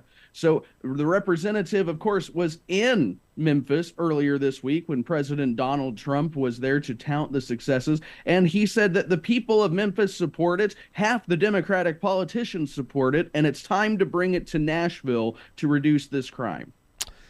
And so this Fox 17 local television station in Nashville, owned by Sinclair Broadcasting, you would think it's Fox. You would think they would say, oh, give him more of an opportunity to express his views, and yet they were grilling him. Tell us about that. Maybe grilling is a slightly too harsh, but it was just very interesting to watch this interview. And one would think this is, again, a U.S. representative whose star is rising within the party. He's getting ready to introduce major immigration reform. He was just meeting with the president yesterday, but they really focused and honed in on this one topic and used phrases like, Congressman, where does this end? Meaning occupations of cities by state, local, and federal law enforcement. And by the way, they kind of just glossed over the fact that he is quoting FBI data. The FBI itself says that Nashville is, unfortunately, nobody's happy about this, a more dangerous place than Chicago. There is some good news, though, that Andy Ogles didn't reference. The 2025 data will come out in August. The preliminary data has come out, and it does show that, like the rest of the country, the crime rate in Nashville is decreasing. But unfortunately, it's decreasing at a lower rate than the rest of the country. So even the Trump administration's tough on crime policies are already helping in Nashville, but Representative Ogles just wants to drive it up to 11. Yeah, I think that makes a lot of sense. Now, Andy occasionally will put out a press release and there's not something that happens. That happens occasionally, right? Other members of Congress do the same thing. What's the actionable steps that will take place here? Well, this is a little bit different than, say, his immigration bill or some of his other proposals. And this, I think, because this would require some input from Governor Bill Lee and other state officials, as well as a lot of cooperation from the federal government. There's already one task force in Tennessee. They may want to wrap up Memphis before packing up and moving to another part of the state. But he did indicate that Governor Bill Lee is open to this. He said he hasn't discussed it with the governor, but he knows that the governor used this very strategy in Memphis. So I think perhaps, Michael, as this election season heats up, you might see something like this in Nashville, whether it is from Governor Bill Lee or even next year, we could see it under the next Tennessee governor, which looks like it's going to be Marsha Blackburn. Yeah, it's interesting. Now, when you talk about a federal task force, this had like two steps in the process, right? And the governor has to be involved in both those steps. And the mayor of the city of Memphis did not oppose it, Paul Young, the Democrat there. But the first step is to bring in all these extra forces, law enforcement, federal law enforcement. And that started, I think, in May. And then in September, they actually brought in the National Guard. That, by the way, the National Guard is being litigated right now through Tennessee courts. But it does require the governor's assent. I have a sense that Governor Lee might be a little less likely to do it in Nashville for any number of reasons. But also, how do you think the mayor of Nashville, Fidel Freddie Antoinette, birth name Freddie O'Connell, but we call him Fidel Freddie Antoinette because he is, well, I won't say it. Yes, I will. He's transitioned from birth into basically an anti-American communist, right? Authoritarian type guy. He's not gonna sign on to that, is he? Well, it's very interesting because Freddie O'Connell is really just his entire administration, his political legacy has been trying to have his cake and eat it too, which is kind of funny. Let them eat cake, yeah. Freddie Antoinette. But because he just look at what's happened with the Music City Loop. The reports indicate that when it all started, this is Elon Musk's Boring Company, tunnel under Nashville. When it first started, he was supposedly in favor, according to the reports. But after Elon endorsed Trump and donated heavily to the campaign in 2024, well, then the mayor said, okay, I need distance. I can't be seen as overtly in support of this. And what happened just yesterday? Well, the a body, the Music City Convention Center Authority, which is appointed by the mayor, unanimously approved an easement for the Music City Loop. And we've seen this throughout O'Connell's tenure. He will go to the megaphone and shout and scream and say everything that radical 5% of the city wants him to, and then he goes into his mayor's office and kind of does the opposite. So in a way, Michael, I think that Freddie might be relieved if a task force were to show up in Nashville. It might help his politics, and it would also solve his crime problem. Speaking of the public sentiment in Nashville, I mean, property taxes quadrupling, quintupling, local small businesses angry, Nashville electric service failing dramatically for 2 weeks. There's a poll that we got from Axios put out today. Majority of Nashvillians think the city is on the wrong track. How about that? It's hard to disagree with them, though it is interesting, and I'm interested in looking at the crosstabs of that poll because somehow, perhaps up until very recently, the mayor has always managed to stay above water in approval ratings, even as the city has all these problems. Remember, he was in those press conferences early on with NES, and people were kind of getting upset with him, and so the mayor just stopped showing up for those press conferences. It's a Vanderbilt University poll released today. Basically, it's a stark contrast with previous. O'Connell's approval, well, Fidel Freddie Antoinette, fell most sharply among Republican respondents, of course, slipping to only 25%. He's got 71% approval among Democrats. Yeah, they're crazy. 54% among independents. That independent drop is big, it seems to me. Well, I think so. And I also think that that is a troublingly low number on the Democrats, because we've talked about this before. He has a very difficult coalition he has to keep together. There's a lot of relatively sane Democrats in Nashville who have business interests, want their taxes to stay low. But I think that Freddie is basically captured by the far left radicals, the type of people who celebrated when he allegedly doxed ICE officers last year. Yeah. So I think that the fact that he's only at 71% does not bode well. The Vanderbilt poll released today asked residents about the Nashville Electric Service for the first time this year. 39% approve of the utility's performance, 61% disapproved. I'm shocked that it's as high as 39% approval, Tom. Well, you know, Michael, only half the city lost power during Winter Storm Fern, so I guess a little under half still support the company. Oh, my gosh. I think that 39%, that tells you where the hardcore libs are, right? The hardcore leftists, they like anything that's done. But 61% disapprove, that's a potential.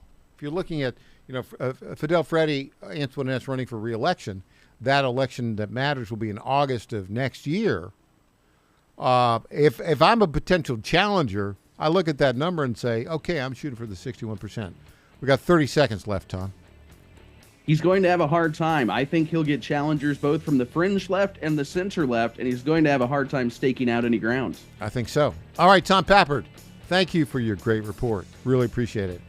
Up next, we're going to go to Ohio, where Tom Zawistowski is going to tell us why GOP nominee, likely nominee, Vivek Ramaswamy might be in trouble in his gubernatorial bid. Back after this.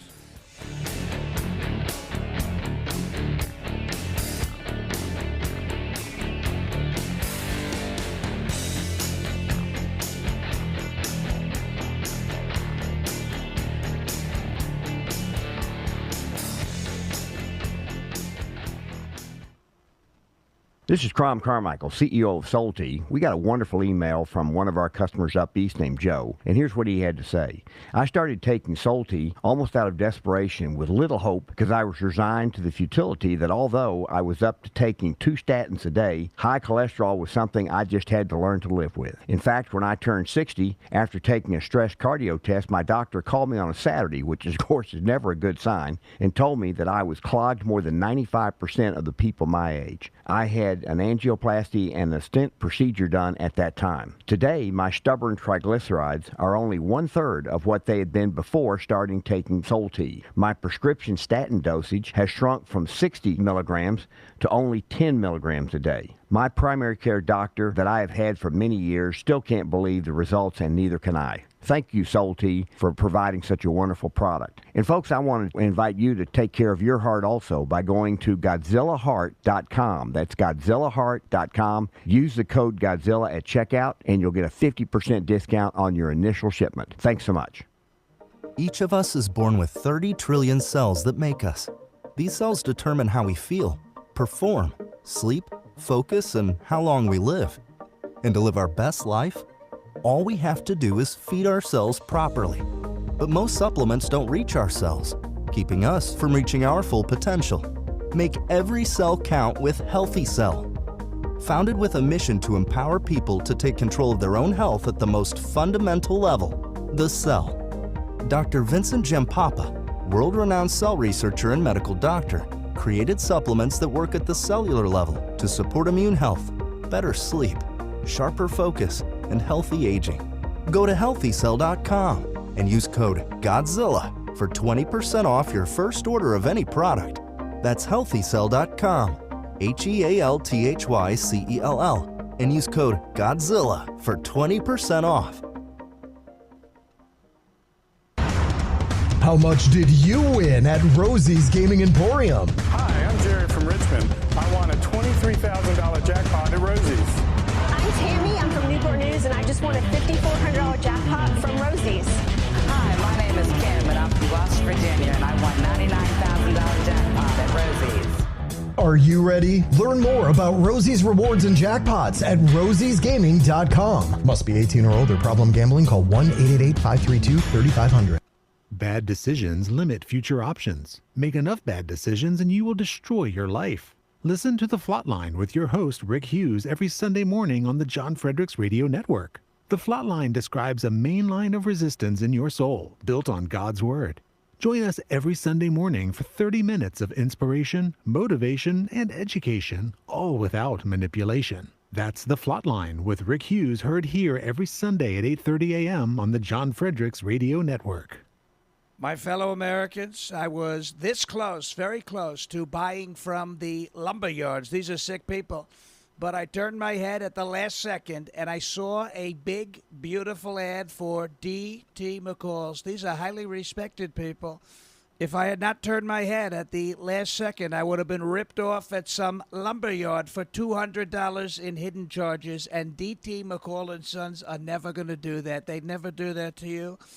These are great people. I've known them for a long time. They have great deals, and I just have to say, nobody knows deals like I do.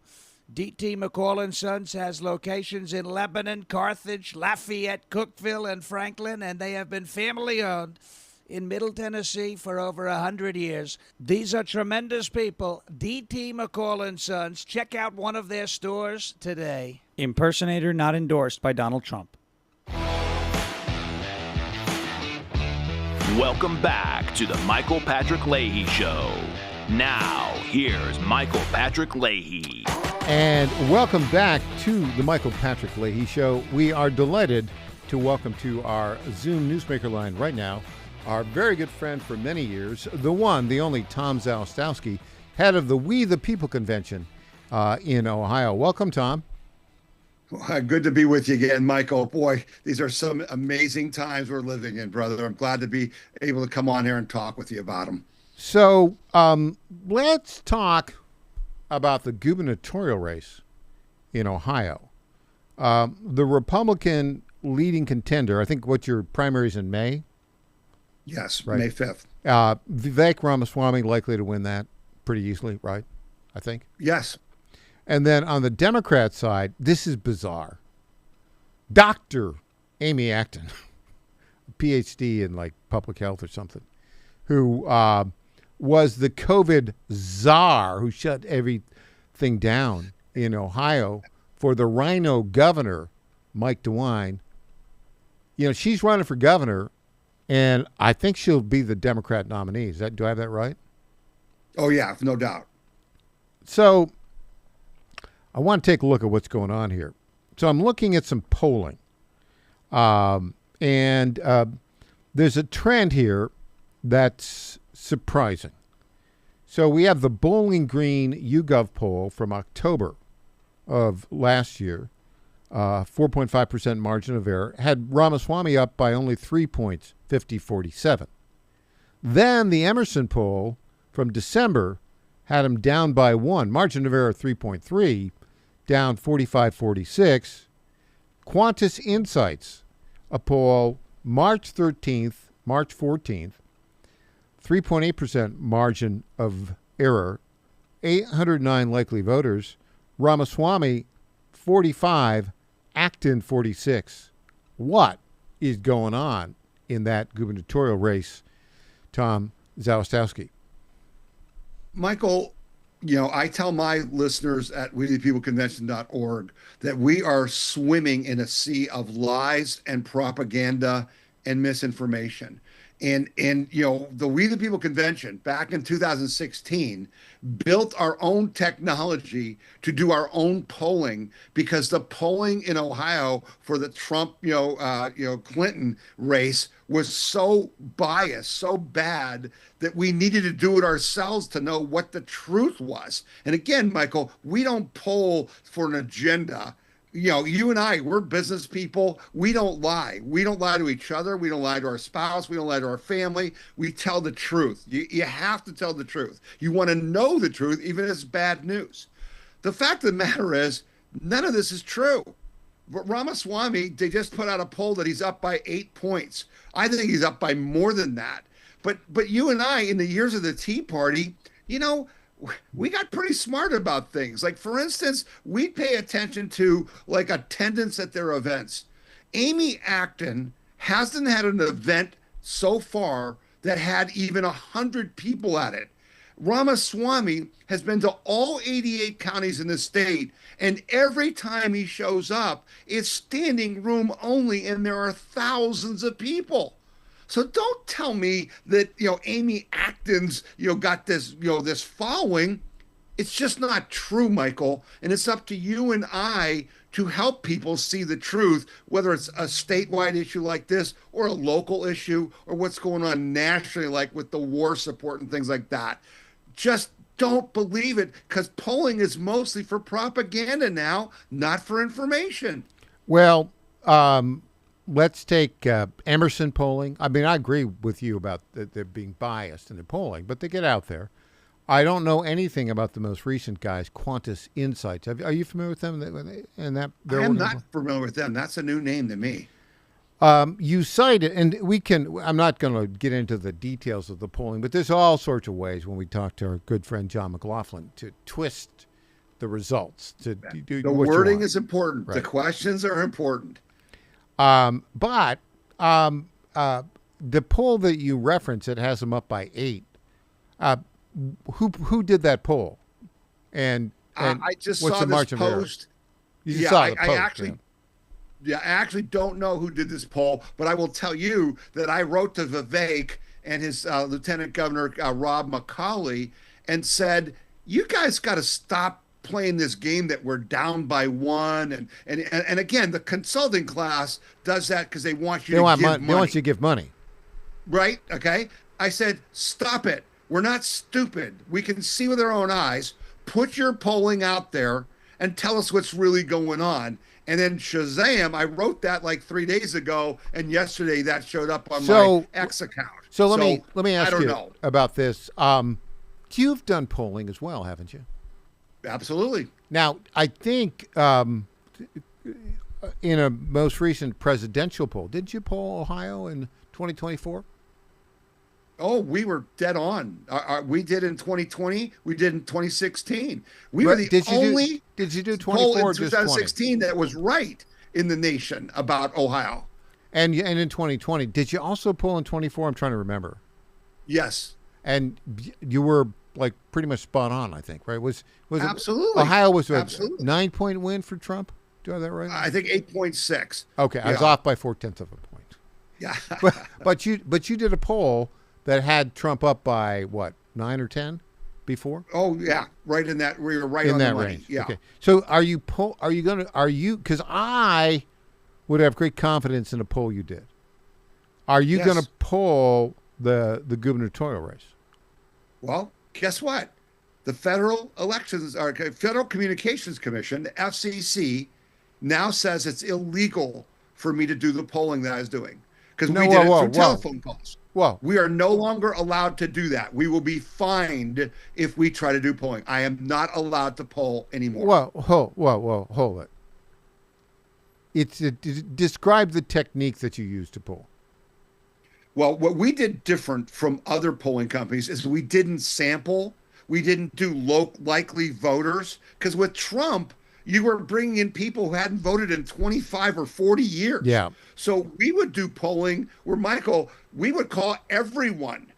We would literally call, tens of thousands of people, not 1,000. Okay. So we could get a better feel.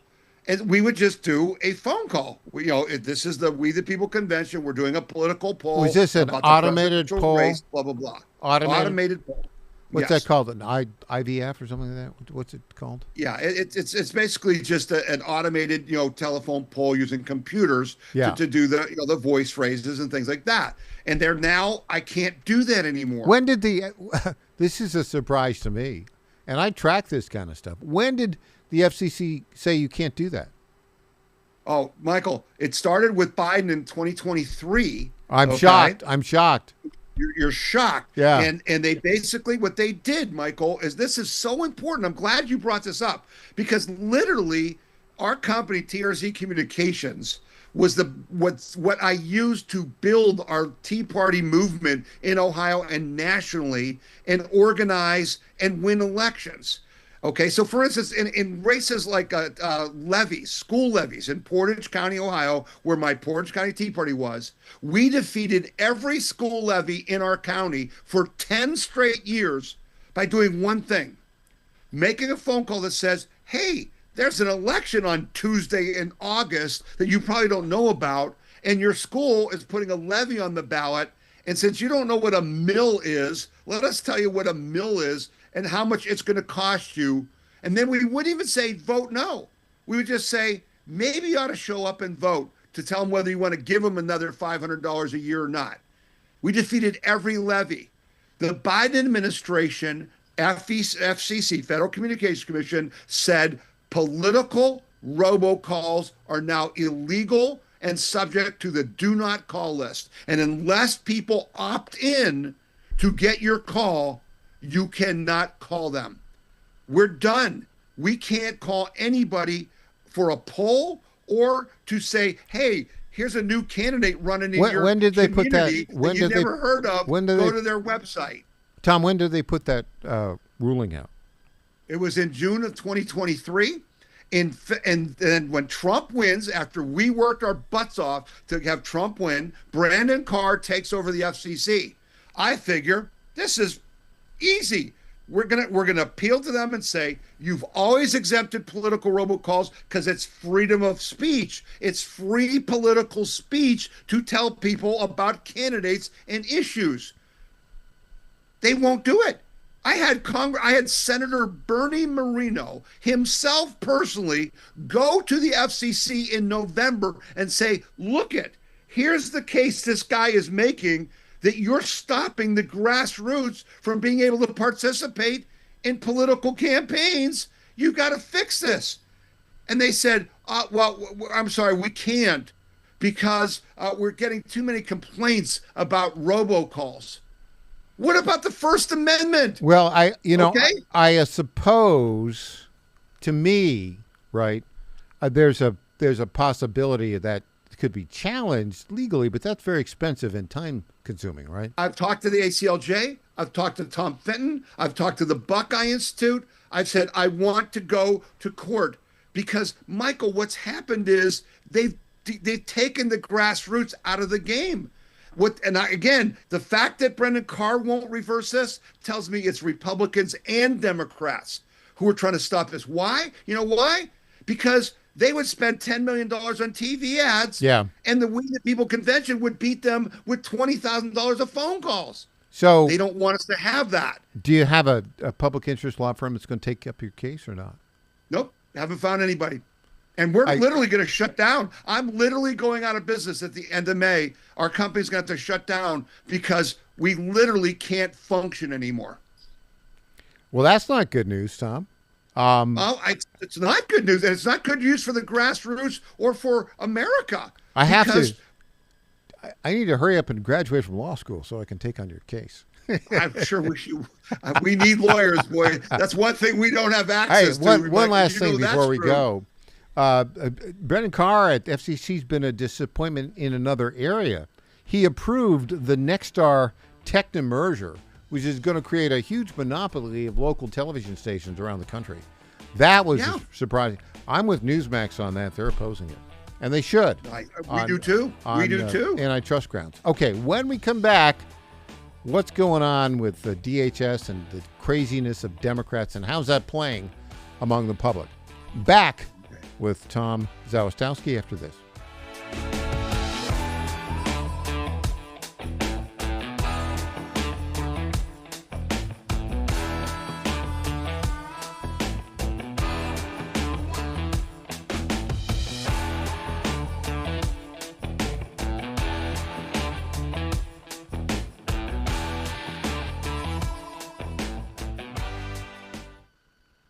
Hey folks, Al Green here for SatPhone. When you're on the go, you want to know you're connected. If it's a family vacation or an off-the-grid escape to a remote destination, having reliable communication helps you feel safe and secure. You can't afford to find yourself in a dead zone. That's why you need SatPhone. SatPhones are reliable, durable, and give you global coverage. If you can get outside, you can get in touch. It's that simple. Make calls from your SatPhone to any regular cell phone in the United States. The phones are $1,500 value, but you can get yours free. Just sign up for a 15-month plan, $94.95 a month. Get 150 minutes monthly that roll to the next month. Go 3 months without using them, that's fine. Yes, 3 months, 450 minutes, all yours. Visit SAT123.com or call 855-980-5830. SAT123.com, 855-980-5830. Get surety and security with your sat phone. Call now.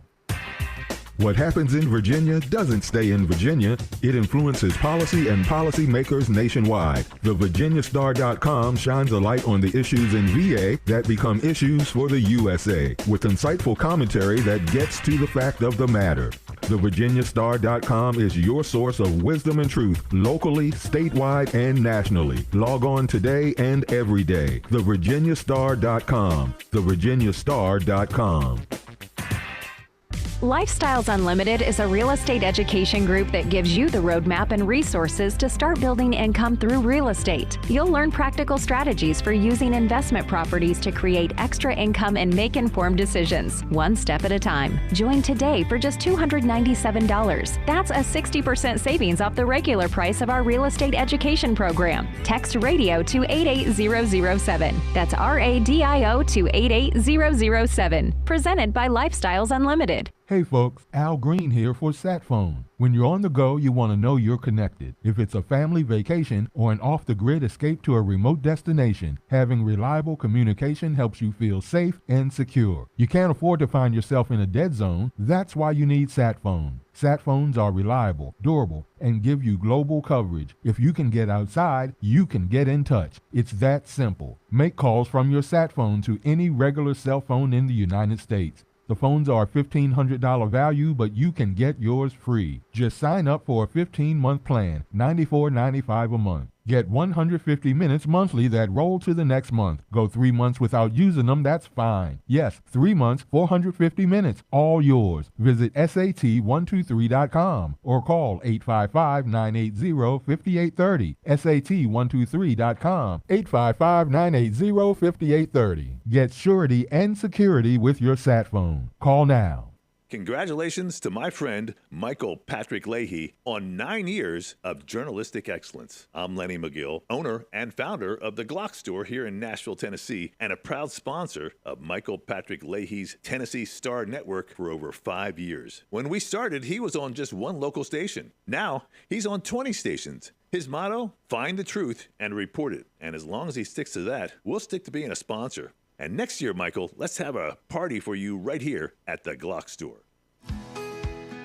This is State Senator Mark Pody. Government is limited to what it is supposed to do. One of the things that is critical that we're supposed to be working on is transportation. Here in Middle Tennessee, our roads need more help. As your state senator, we are focused on getting more money reoccurring without a new tax increase for our roads here in Tennessee. This is State Senator Mark Pody. Paid for by Campaign for Mark Pody, Christina Hibden, Treasurer. Welcome back to the Michael Patrick Leahy Show. Now, here's Michael Patrick Leahy. And welcome back to the Michael Patrick Leahy Show. We are joined on our Zoom newsmaker line right now by Tom Zalestowski of the We the People Convention. So, Tom, you know, it's not your grandfather's Democrat Party. It's not your father's Democrat Party.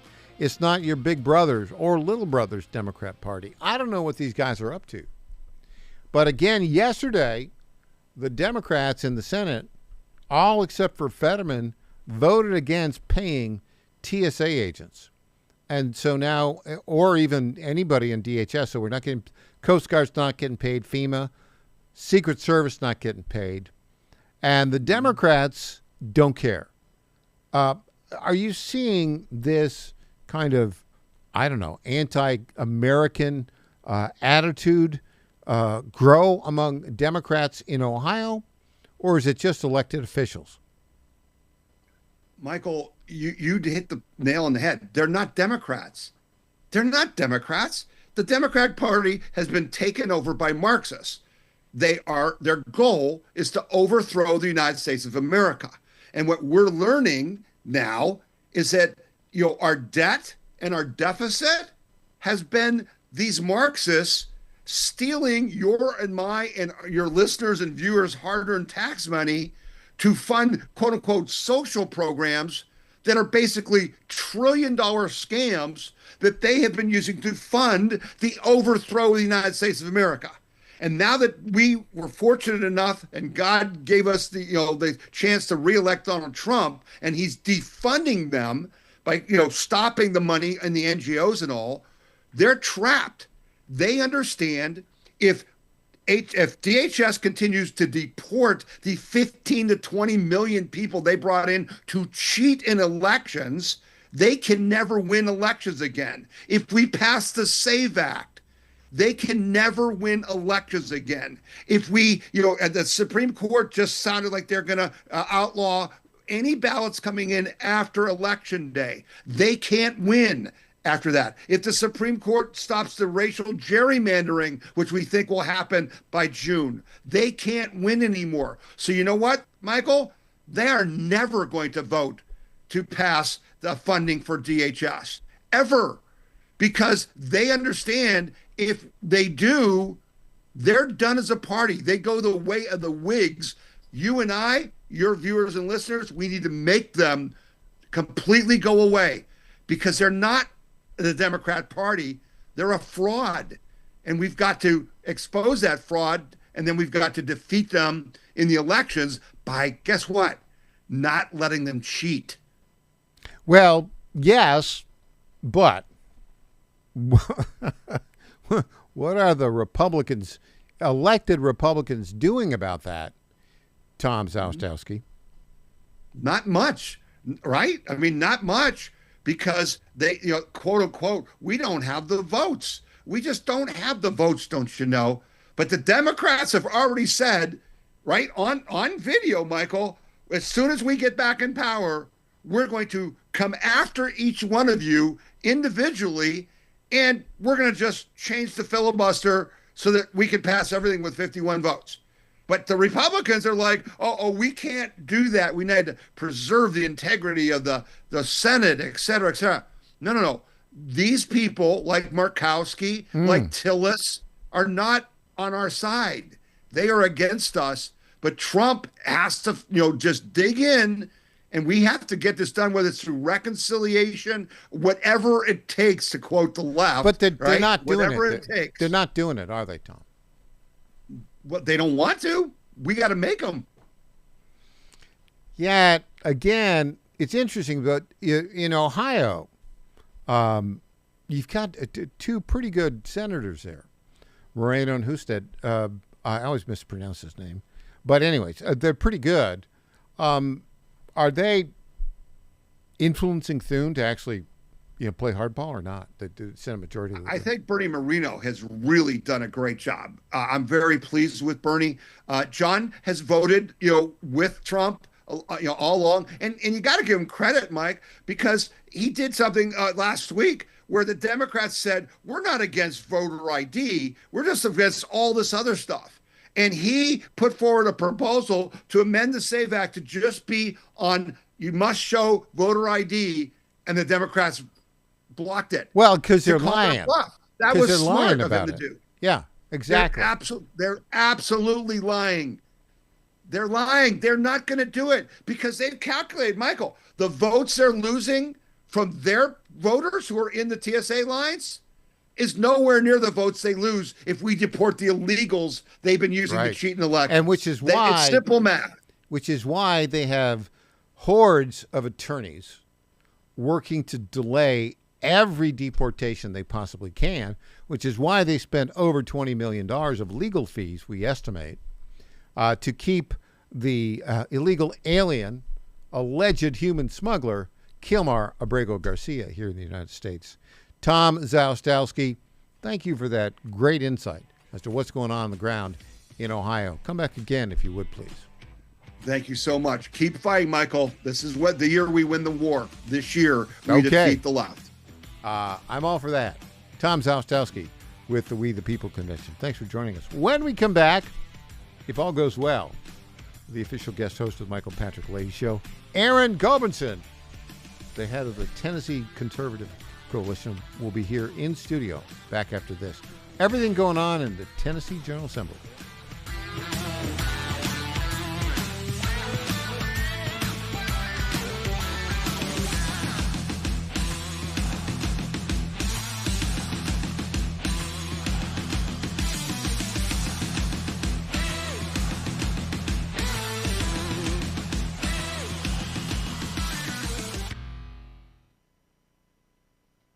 West Virginia Sports Nation gives you a top-of-the-mountain view of the Mountaineers sports landscape. See what's happening in all the sports, far beyond football, basketball, and baseball. Gymnastics, track and field, rowing, swimming and diving, golf, volleyball, tennis. More sports, more stories. If the Mountaineers play the game, WVSportsNation.com has it covered. Up-to-date and insightful articles written by Mountaineers for Mountaineers Nation. WVSportsNation.com. WVSportsNation.com. WVSportsNation.com.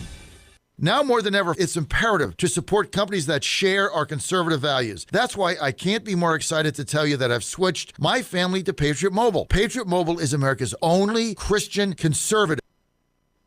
When you switch to Patriot Mobile, you shift your support away from the leftist, woke, progressive agendas of Big Mobile. Patriot Mobile's wireless service works perfectly and seamlessly as you go about your lives with exceptional nationwide coverage that uses the same towers the main carriers use. Patriot Mobile donates a portion of every dollar earned to causes you care about, to organizations that fight for religious freedom, First and Second Amendments, sanctity of life, and the needs of veterans and first responders. Patriot Mobile has plans to fit any budget, along with great discounts for our veterans and first responder heroes, as well as multi-line users. Switching is easy. Just go to patriotmobile.com/Godzilla or call their U.S.-based customer service team, 972-PATRIOT. That's 972-728-7468. Use offer code Godzilla for free activation. John Fredericks loves his radio and TV audience, but did you know how to follow the Godzilla of Truth wherever you go? Download the John Fredericks Radio Show app to listen live nationwide. For the daily chit-chat, Trucking the Truth, download the Getter app and join the morning fun on Getter Live from 6 to 10 a.m. Follow John Fredericks on Getter, Truth Social.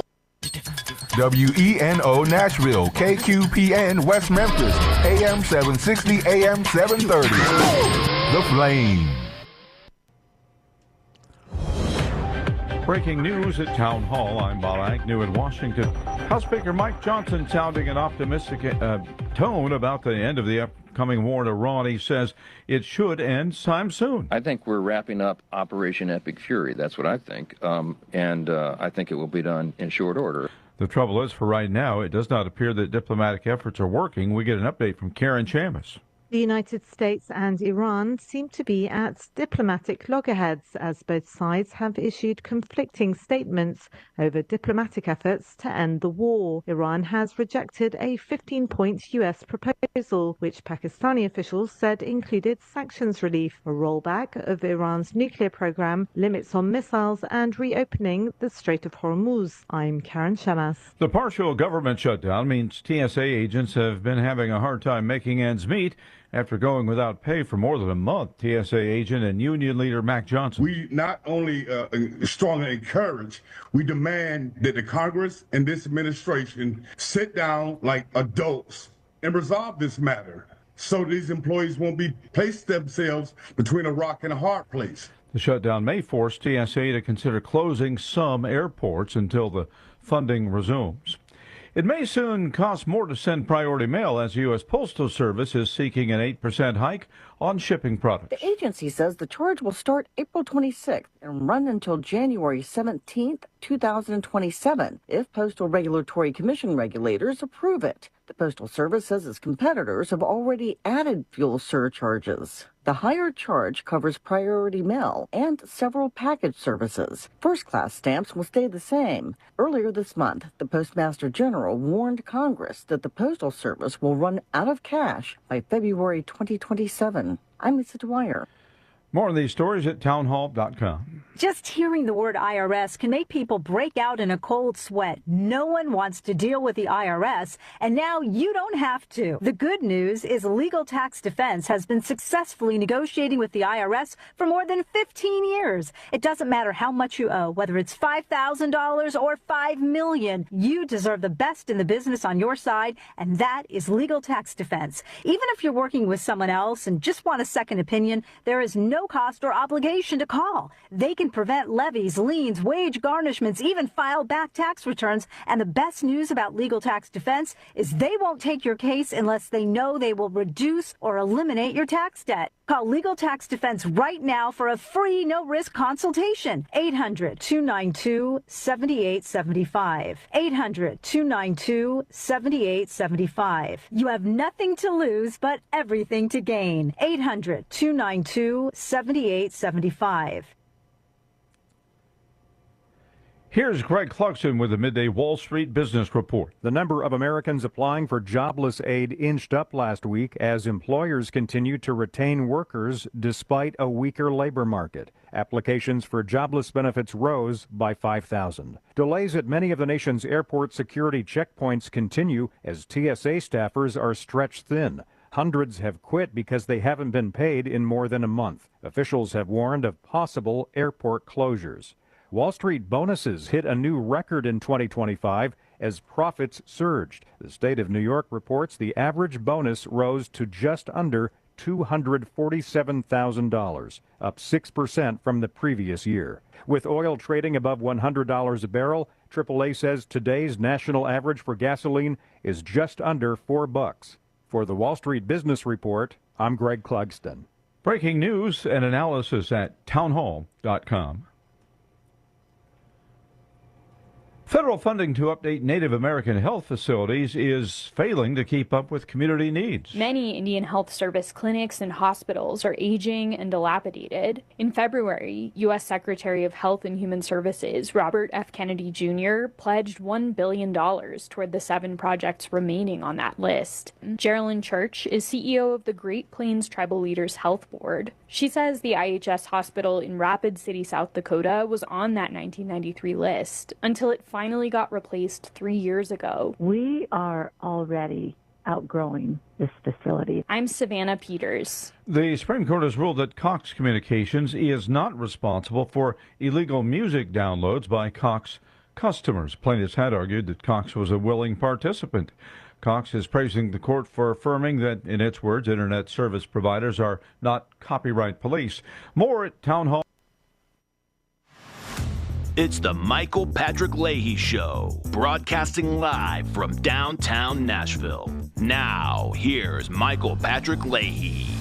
And welcome back to the Michael Patrick Leahy Show. In studio, the official guest host of the Michael Patrick Leahy Show, the executive director of the Tennessee Conservative Coalition, Aaron Gobinson. Welcome, Aaron. Announcing a subscription-only service for $1,000 a month to the Tennessee Star to hear what we say off the air. No, I'm kidding. No, oh my God. I was thinking the same thing. Folks, there's certain things we can say and certain things we cannot say, but people would die to hear. Oh, yeah. All right. And on that note, oh my goodness. Yeah, that one would be a blockbuster, but we're not going to talk about it. No. Because. Anyways, so, Aaron, you are the man at the Tennessee General Assembly. A lot of good things have been going on there, and but tell us what were the big stories? So far this week. In my opinion, the biggest thing that happened this week is taxpayers are about to be saved a tremendous amount of money against frivolous lawsuits. HB 1971 by Andrew Farmer, this has been covered in the Star, and I've discussed this before. It basically stops everybody and their mother and out-of-state people from suing the state of Tennessee if they disagree with a law for a policy reason. It does not stop people from suing if they're an quote-unquote injured party or an affected person.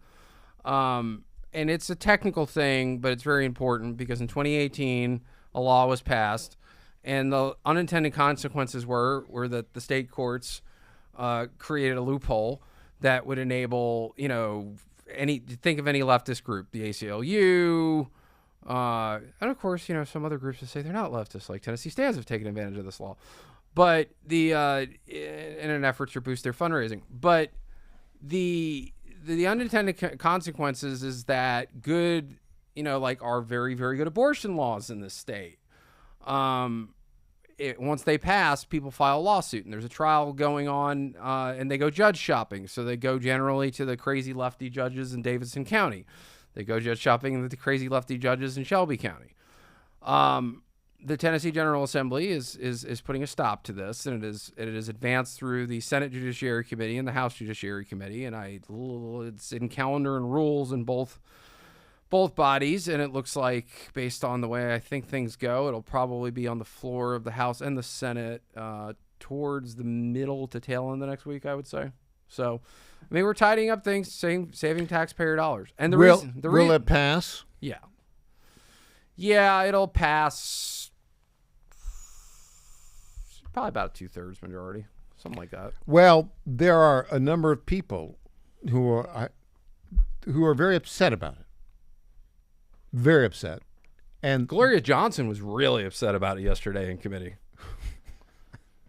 Very snotty about it, too. Hold it. Let me just say, okay, explain to our listeners, let's say, Aaron, that somebody is listening to this program for the very first time. Okay.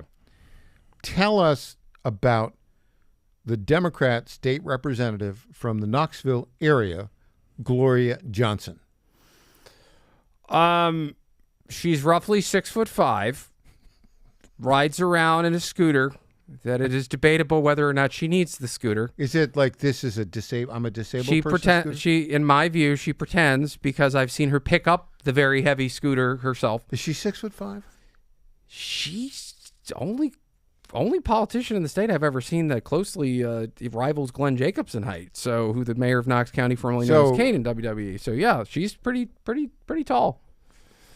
6'5", 2. Could be a linebacker, if I mean, that's just saying. Which reminds me of that. Listen, she believes that men can play in women's sports. So me saying that she could be a linebacker is probably not an insult. Let's be very fair here. Well, how would you describe her political ideology? She makes Karl Marx look conservative. She makes Karl Marx look conservative. She makes Ocasio-Cortez look like that she has charisma. She makes Ilhan Omar look pro-Israel. Is that a fair assessment? Yeah. And she was famously part of the Tennessee Three. Yes, she really Tennessee 3.5, because the others are short, but she's 6. I guess she makes up for it. But yes, it was her and Justin Pearson who were tried, and she was the only one who was not removed by one vote. And then because of the way the law works, it went back to the county commission. Yes, county commissions put them back in. And that was their moment of, infamy, fame, whatever. And, but anyway, if she is against a law, it's a good law that you should want to pass. So hold on. Now, you've got to set the stage here. This is also the same woman who votes regularly against anti-child trafficking legislation. We got it. Yes. And remember now that there's a supermajority in both houses. Yes. Of Republicans, 99 members of the Tennessee House, 33 members of the Tennessee State Senate. Yep. And so she's in the minority. Yes. Of voters. Extreme. Yes. And so she had a bit of a reaction to the bill. Oh yeah, I mean, I got to hear this. She did this whole performative thing, and she goes, "Everyone was calling my office, and." I heard from the left, and I heard from the right, and I heard from the middle. And do people from the right actually call her? Maybe prank call her. I don't. Hey, is your refrigerator running? Yes. You better go catch it. Okay. That's an old Bart Simpson. But yeah, that even predates. Bart and Simpson. she called it a loss of rights, and she repeated all the talking points. And again, this is one of those things. Her talking points on this bill. Her talking points on education freedom and school choice, mirror the same talking points that you see. And our good friend Mark Pulliam exposed this too, but it's the same thing you'll see from groups like Tennessee Stands. So, it's always interesting to me. Here's a little tidbit, ladies and gentlemen. If you are on the same side, if you say you have an R next to your name and you are on the same side as Gloria Johnson, who is a bloody communist, you're on the wrong side. He's just that simple. It is pretty simple. I mean, I'm going to add this as like the 11th commandment in Tennessee politics. You add a little gusto with your Just description a little of bit. it. Well, listen, this is what I do for a living. I boil everything down to its most simplistic, truest form, right? And you can't be on the same side as Gloria Johnson. If she said the sky is blue, I would go outside and double check, and then probably find out that the sky was like gray or something. But yeah. Speaking of the Tennessee 3 on this matter, I've not heard anything from Justin Jones of late. Why would that be? Is he probably because he's about to explode on something? I don't know. No, actually, what was he doing? He was there. I haven't watched the floor today. Was he holding a protest or screaming about something? There was something he was doing today that the rumor was he was going to do some weird presentation on the floor, and this is not actually one of his more absurd presentations, but something about how Jesus was really black. That was the rumor that I heard. I don't know. Is that a matter of public interest that I don't the really Tennessee think so. General Assembly should consider? And by the way, I'm one of those people knowing that Jesus was Jewish and in the Middle East and thinks that he probably doesn't look precisely like me, for example. But that's neither here nor there. But he did do something funny on Monday. Tell me. Oh, he defended the daylights out of Cade Cothran for being removed from the ballot. Now, of course, Cade Cothran was removed from the ballot running against Kip Capley in one of the Republican primaries for State House because he donated to Justin Jones and Justin Pearson. Well, in 23. Also, a little bit controversial. Convicted of what was the charge? Public fraud or something? Something like that. And he was pardoned by the president, in Tennessee. but he pardoned by the president. He wasn't pardoned from being a dirty, dirty man. His very best idea was then to run for the State House. Yes. And he's not going to be running. He might run as an independent, I guess, but that deadline's over. Oh, yeah. Good point. The man who knows the deadlines. Back with Aaron Gilbertson after this. We got more pharmacy benefit managers. What's going on with that?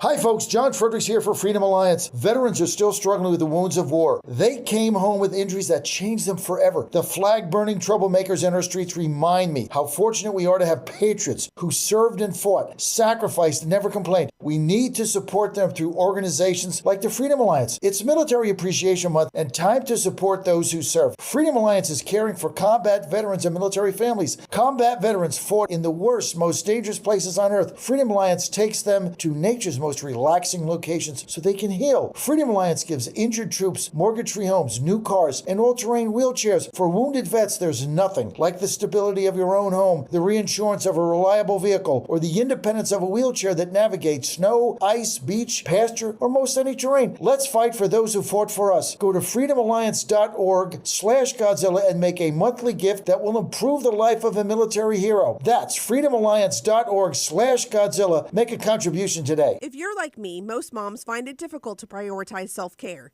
Hi, it's Colleen, Program Director at the John Fredericks Media Network. With the demands of programming 13 radio stations, it's easy to forget about the things I should do for myself daily. And that's why I started with our company's Women's Challenge with Native Path Collagen Peptides. It's affordable and convenient care in just one scoop a day.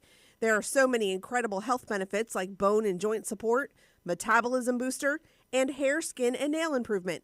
I like to take a moment each day to prioritize myself and indulge in the health-boosting benefits of Native Path Collagen Peptides. I love mixing it up with all the different smoothie recipes, too. Learn more about Native Path Collagen Peptides and read 7 important reasons why you should be taking collagen peptides at getnativepath.com/Godzilla. Prioritize your self-care with Native Path Collagen Peptides. Try it risk-free for as low as $21 today and get free shipping at getnativepath.com/Godzilla. Target.com. Target.com is an online e-commerce tire retailer. We are here to serve the American public with the best possible customer service, the best pricing, and we make it extremely easy. We have many name brands and a lot of low-cost tires. The price is right. And it's easy. You go online to Target.com, TIREGET.com, Target.com. You go there, you put your zip code in, all the inventory displays right in front of you. You can call in for help if you want to. We'll help you get the tire that you need.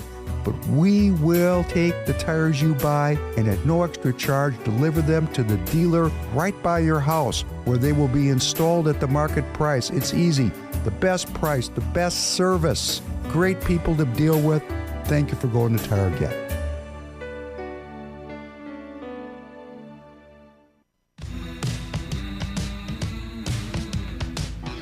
Welcome back to the Michael Patrick Leahy Show. Now, here's Michael Patrick Leahy. Welcome back.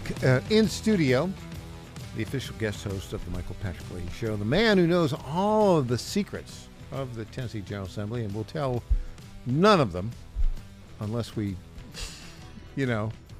ply him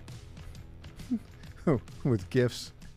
What was I going to say? With too much water? I mean, Aaron Gobinson. So let's go from the kind of obscure to the very obvious. And, I say obscure.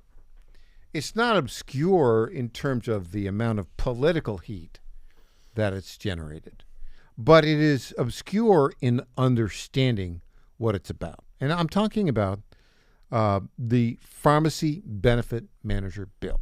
Yeah, Bobby Harshbarger, State Senator Bobby Harshbarger's SB 2040. It passed the Senate Finance Committee the other day. From what I understand, there were some last-minute moves to get people to try to kick it to summer study, which never materialized. But and we've discussed it a bit on the show. I mean, here's the thing. It is viewed by a lot of people who support President Trump, including myself, as a threat to Trump RX.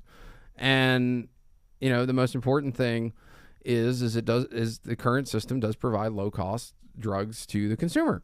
And, that's the political objection to it. There is a very strong constitutional objection to it. We'll get to it in a bit from a legal perspective. Now, the most probably important public news at the moment is that Stephen Miller's wife, which one can interpret as a pretty strong signal, blasted the ever-loving daylights out of the bill. We saw that. Now, again, this is where we kind of get obscure on it.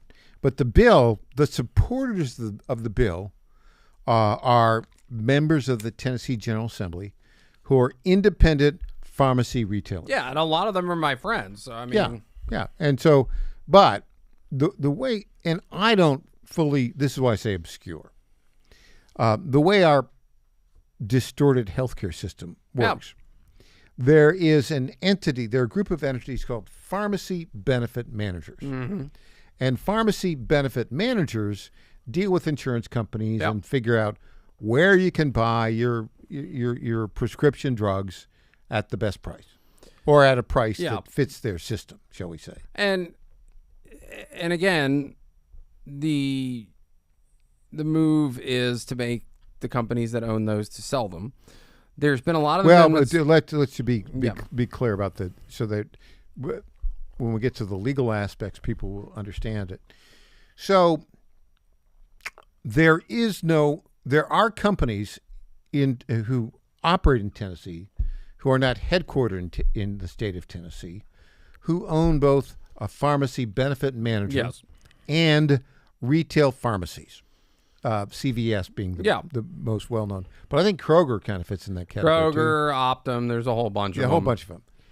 Now, there are no Tennessee-based companies, Tennessee-headquartered companies that are pharmacy benefit managers. But there are independent retailers. And what the bill would do is it would make it illegal to be both a pharmacy benefit manager and owner of retail pharmacies. So I'm going to give unsolicited advice to every member of the General Assembly. We can see through the tea leaves and a bunch of the tweets, and I just mentioned one of them from Stephen Miller's wife. Stephen Miller, of course, was with the president, Speaker Sexton, and several others from the General Assembly in Memphis on earlier in the week. You can read the tea leaves and see them. But if you're going to pass this legislation, and this is political advice, you better make darn sure that the president is okay with this. And he's not right now. Right. I mean, that is what it appears to be the case. Yeah. And he looks at it as a threat to Trump RX. Yes. Which has been actually, we've got reports, it just came out fairly recently, but it's been used to advantage by people to get lower pharmacy prices. Now, the president, there's all sorts of, many of his surrogates. Every time you turn around, there's a surrogate of the president blasting this bill. Yeah. Matt Gaetz, Steve Miller's wife. Yeah. I think Steve Gruber. Yeah. It's a guy at... Eric Bolling was one of them, too. Eric Bolling. Yeah. Yeah. I mean, just to begin with. Yeah. And I see them more and more and more. So politically, this is going to be quite a challenge. Yeah. Right? But there's a bigger challenge than the political angle of it. That is a legal challenge. Yes. Arkansas passed a very similar bill. Mm-hmm. And CVS and others sued on the grounds that it was unconstitutional. They sued in federal district court. Yes. And there's something called the Dormant Commerce Clause, which is, we can get into that a little bit later, but what basically the rule of law, the black letter law that comes from it, is you cannot discriminate economically against an out-of-state business. Yeah. Okay? And the fact that this is discriminating economically against out-of-state businesses that both own a pharmacy benefit manager and own retailers, it's going to get crushed in the legal system. Yeah.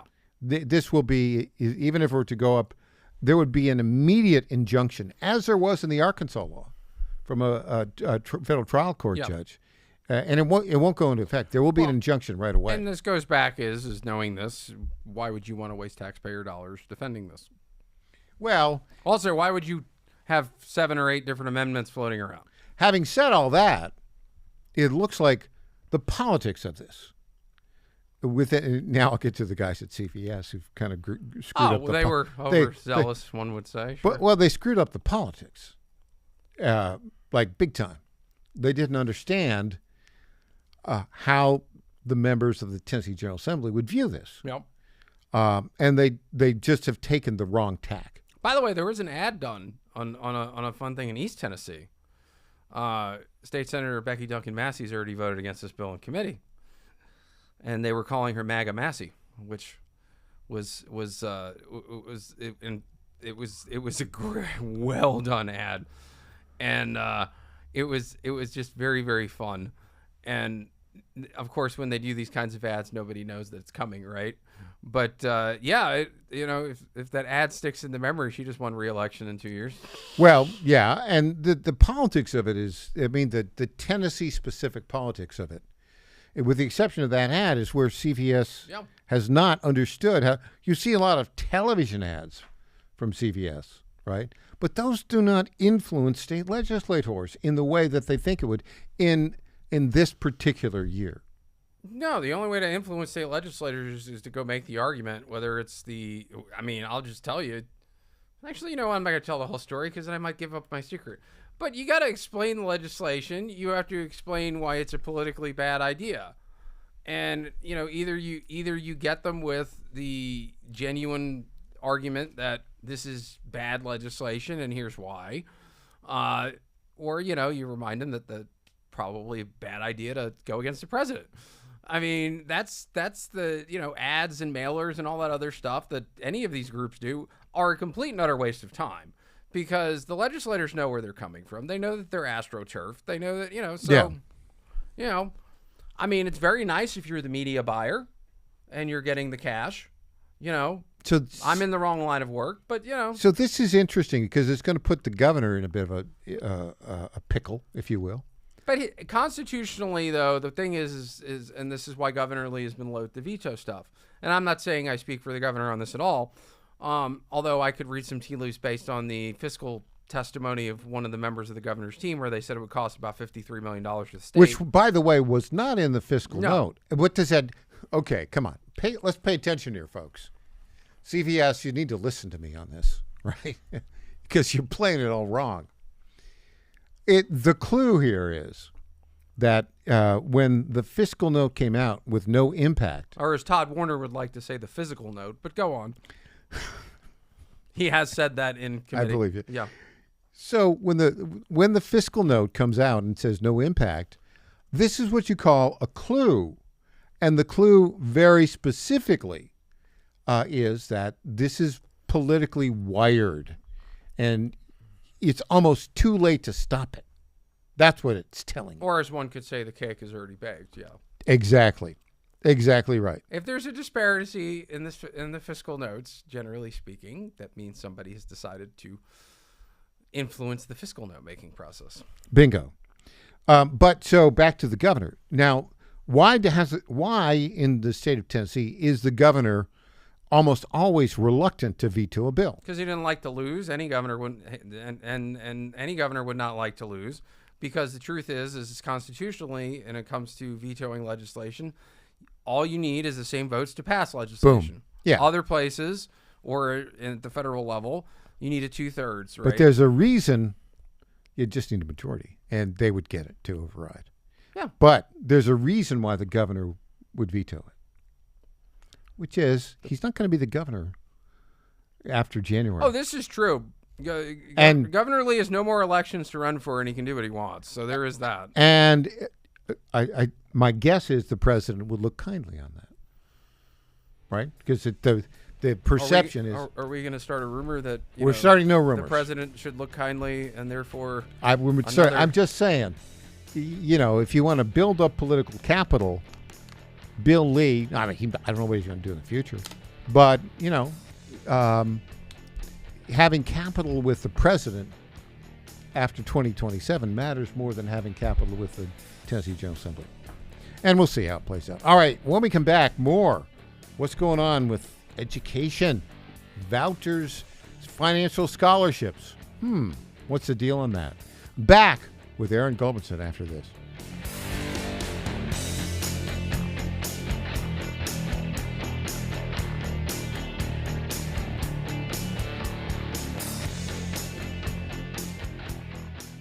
Everyone, EJ Haast here, founder of the Digital Footprint Management Agency and frequent guest on the Michael Patrick Leahy Show, here to tell you about GetFoundEverywhere.com. Customers are searching for your business everywhere: Google, Apple Maps, TikTok, and new AI platforms like ChatGPT and Gemini, which is a total disruptor. Traditional search engine optimization isn't dead, but it is on life support. Old tactics don't work anymore. So how can you make your business stand out? GetFoundEverywhere.com makes your business pop on over 50 search, map, review, and AI-driven platforms. With one easy dashboard, manage business profiles, social media accounts, direct messages, even texts and reviews.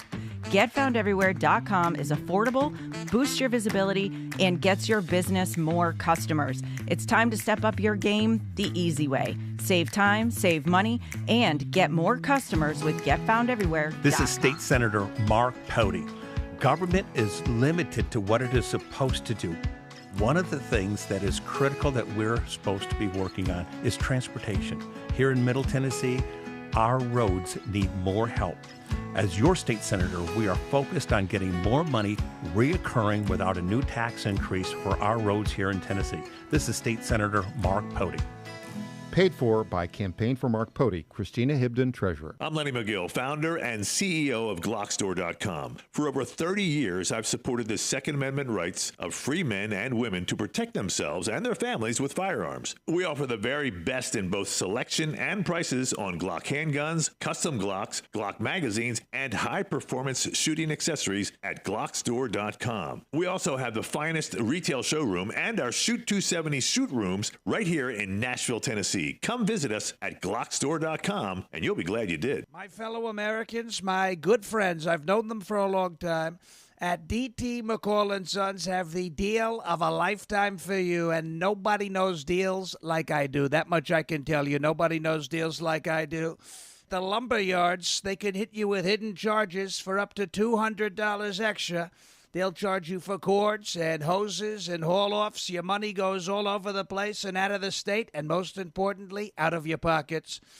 How do they get away with that? I don't know how they do that, but on day one, if you buy from McCall's, we are going to stop the hidden charges as soon as you buy it. D.T. McCall & Sons has locations in Lebanon, Carthage, Lafayette, Cookeville, and Franklin, and they have been family-owned in Middle Tennessee for over 100 years. Head to one of their stores today or check them out at dtmccalls.com. You're going to love it, believe me. Impersonator not endorsed by Donald Trump. Welcome back to the Michael Patrick Leahy Show. Now, here's Michael Patrick Leahy. And welcome back to the Michael Patrick Leahy Show. The fascinating discussions about what's really going on in the Tennessee General Assembly with our official guest host, Aaron Goblinson, head of the Tennessee Conservative Coalition. Aaron, so the big bill that I've been very interested in, and many have been, is the bill that would increase the number of education scholarships from 20,000, as it currently are, to 40,000.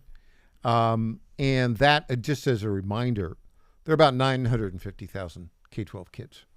And so you're going from little over 2% to 4% of them. Yeah, and for those of you following along at home, in the Senate by Senate Majority Leader Jack Johnson, it's SB 2247. And in the House, it's HB 2532 by Leader Lamberth. The current status is in the Senate, it's on Senate Finance, Ways and Means calendar for the 31st. And it is on the subcommittee for Finance, Ways and Means in the House for the 1st.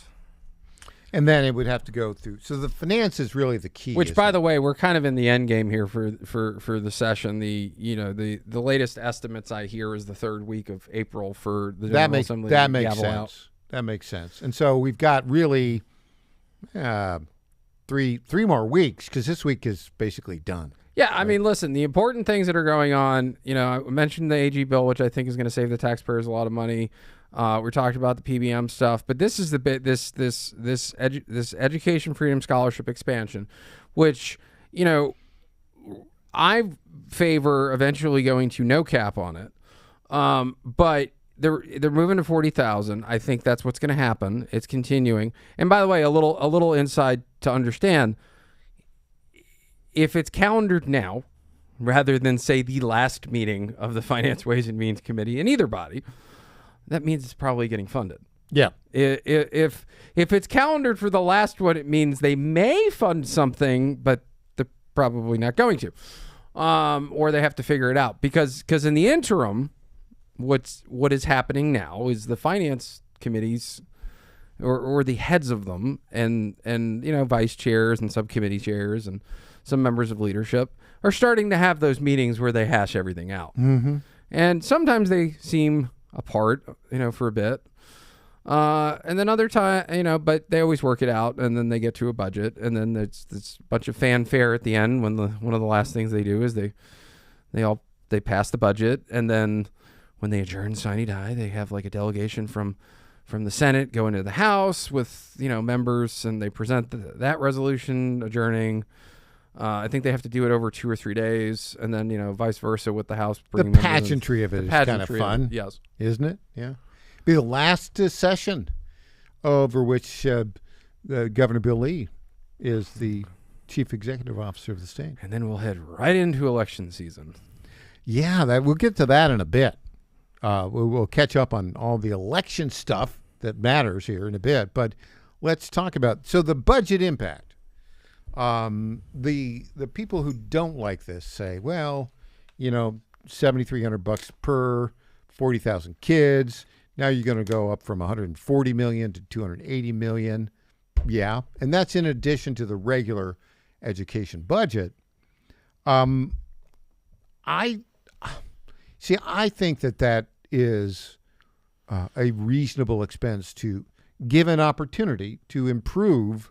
Well, give parents choice, but give an opportunity to improve the performance of schools in Tennessee, where, let's face it, reading, writing, arithmetic is not good at all and has been declining for some time. The two things I hate the most are when you hear talking points from people and they say school choice is not a conservative issue, and it's been a conservative issue since its inception, and it's been one for decades and decades and decades. And then the other one I hate is, well, I'm for school choice, but not this school choice.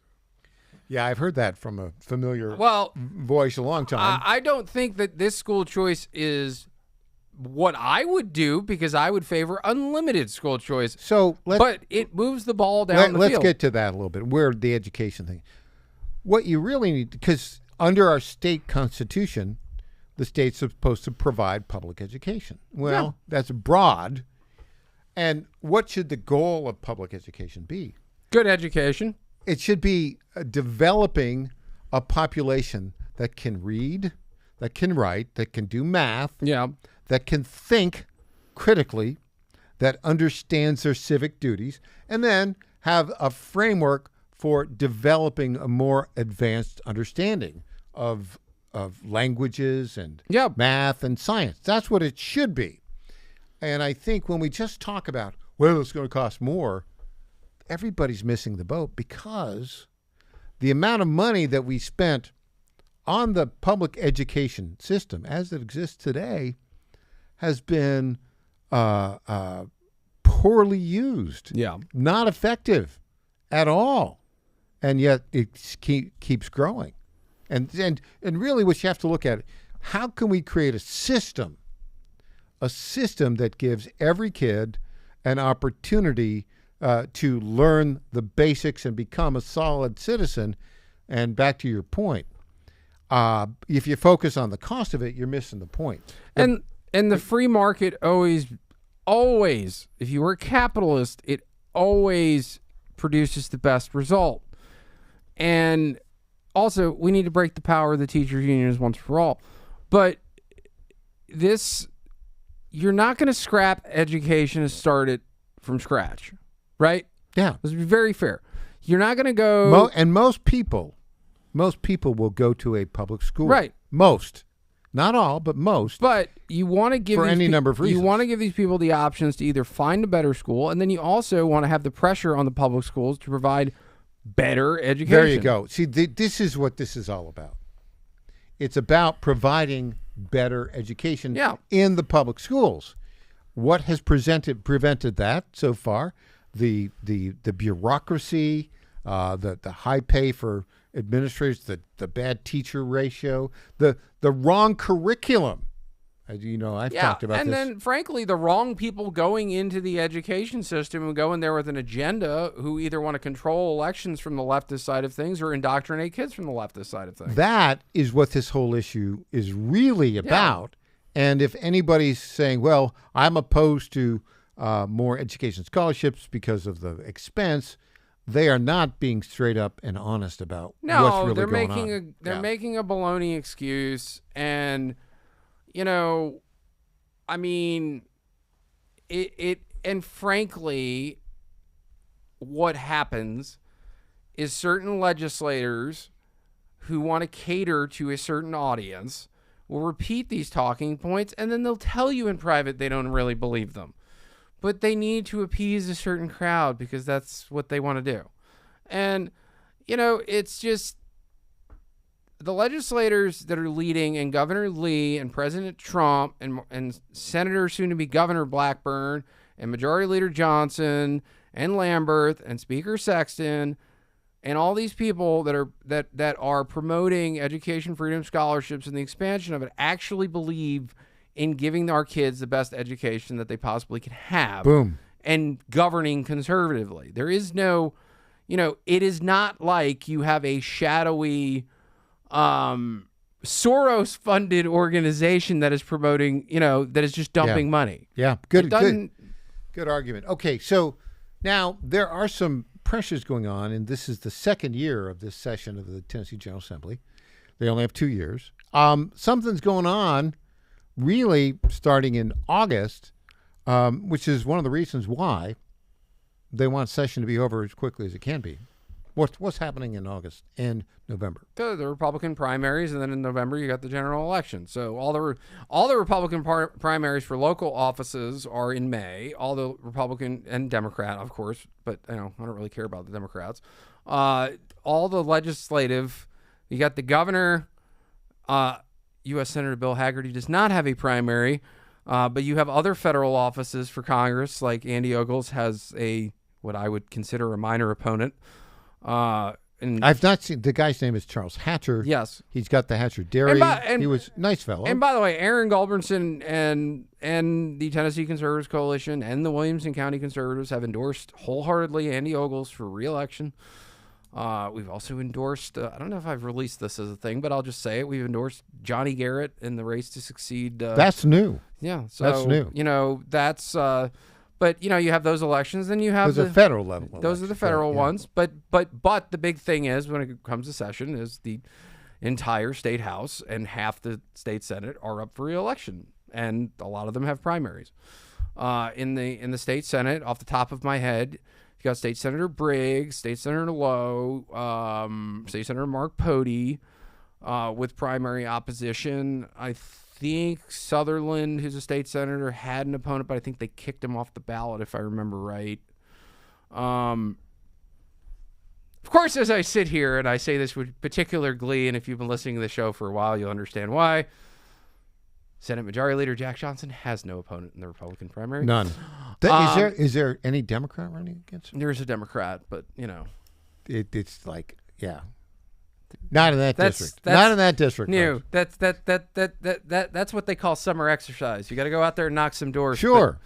And then there's a whole slew of retirements in the state house, and then there's some primaries.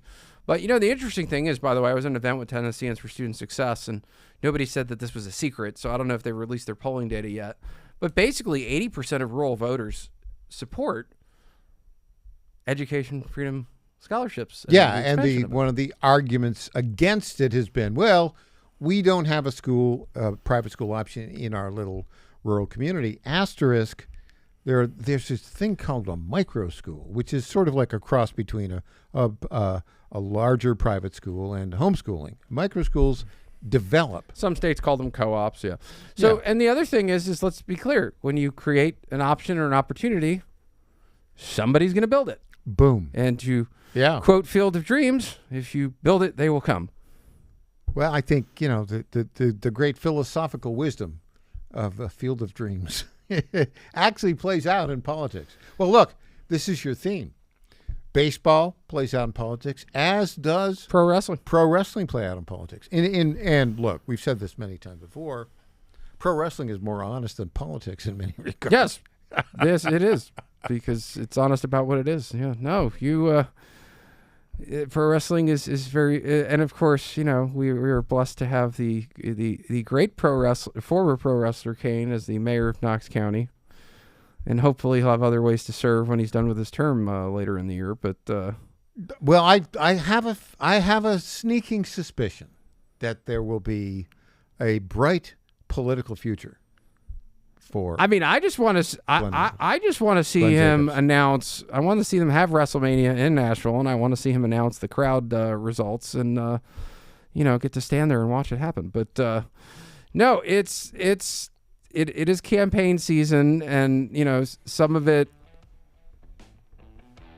There's a lot of good things going on in the great state. And on that note, when we come back, it'll be time for, wait for it, News Potpourri.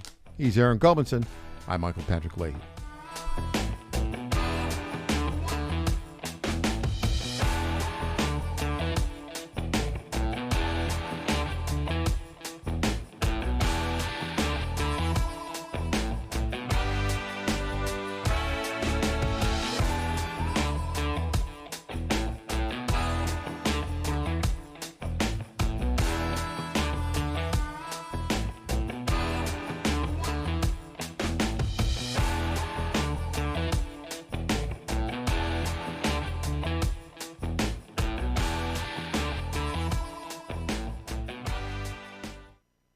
This is Tom Carmichael, CEO of Soul Tea, a supplement to help you have a healthier heart and stronger cardiovascular system. At Solti, we regularly get emails from our customers telling us how Solti has helped them. Like this one from Kelly. Hello, I'm 58 years old and have had high cholesterol for years. I wanted to stay away from prescription drugs. My husband and I have been using Solti for about 13 months. My results have been amazing. My cholesterol levels went from 291 to 129. I am so impressed with Solti and want to thank you. Now, in my own case, my bad cholesterol dropped from 130 to 89, and that was 20 years ago. I'm 75 years old and I take 0 prescription drugs. To get a great deal on Solti, please go to GodzillaHeart.com, and when you check out, use the code Godzilla to get our best deal, which is 50% off your first shipment and then 3 bottles for the price of 2 thereafter. You don't have to live with a broken heart. Do you suffer from Try declining Solti bone and today. joint health? Hi, it's Tina with the John Fredericks Media Network. And when I heard about our company's Women's Challenge, I jumped on the opportunity to test this amazing supplement that's already restoring my bone density, soothing my joint pain, and helping me regain lost mobility. I've experienced so many benefits in such a short time with Native Path Collagen Peptides because they support my bones and joints, boost my metabolism, and unleash the most radiant skin and hair since my 20s. In just 2 weeks, my knee stiffness is gone, and I'm already hitting the gym more aggressively. And I get so many compliments on my glowy skin and shiny hair. Native Path Collagen Peptides are so easy to take. They're tasteless, odorless, and mix great with my morning coffee. Read thousands of 5-star reviews at getnativepath.com/Godzilla. Level up your self-care with Native Path Collagen Peptides. Try it risk-free for as low as $21 today. And get free shipping at getnativepath.com/Godzilla. In 2008, the amount of concentrated time people could spend on a task without becoming distracted was 12 seconds. 5 years later, it was only 8 seconds, 1 second less than a goldfish. If you're often distracted or have trouble recalling information, you're likely to fall behind in the demanding, fast-paced 21st century. In other words, brain performance is more critical now than ever. Boost your brain power with Healthy Cell's Focus Plus Recall. Science-backed nootropics to help you sharpen focus, concentrate longer, enhance recall, improve mental speed, learn rapidly, and be more alert. It's a pill-free brain supplement made with maximum absorption ingestible gel technology, designed to feed your brain at the cellular level. Take it for a test drive. Go to healthycell.com and use code GODZILLA for 20% off your first order of Focus Plus Recall. That's healthycell.com, code GODZILLA for 20% off. Welcome back to the Michael Patrick Leahy Show. Now, here's Michael Patrick Leahy. Our guest in studio, official guest host, head of the Tennessee Conservative Coalition, the one, the only, Aaron Gulbinson. Aaron, Melania Trump. Did you see her documentary? I thought it was pretty interesting. I have yet to view it. Yeah, you should see it. I've been slightly busy. I know. So she's promoting AI education and working with kids, and she had kind of an interesting little vignette introduction to that yesterday. Look at who she's walking out with. There's Melania, and in white, next to literally a white, completely white robot.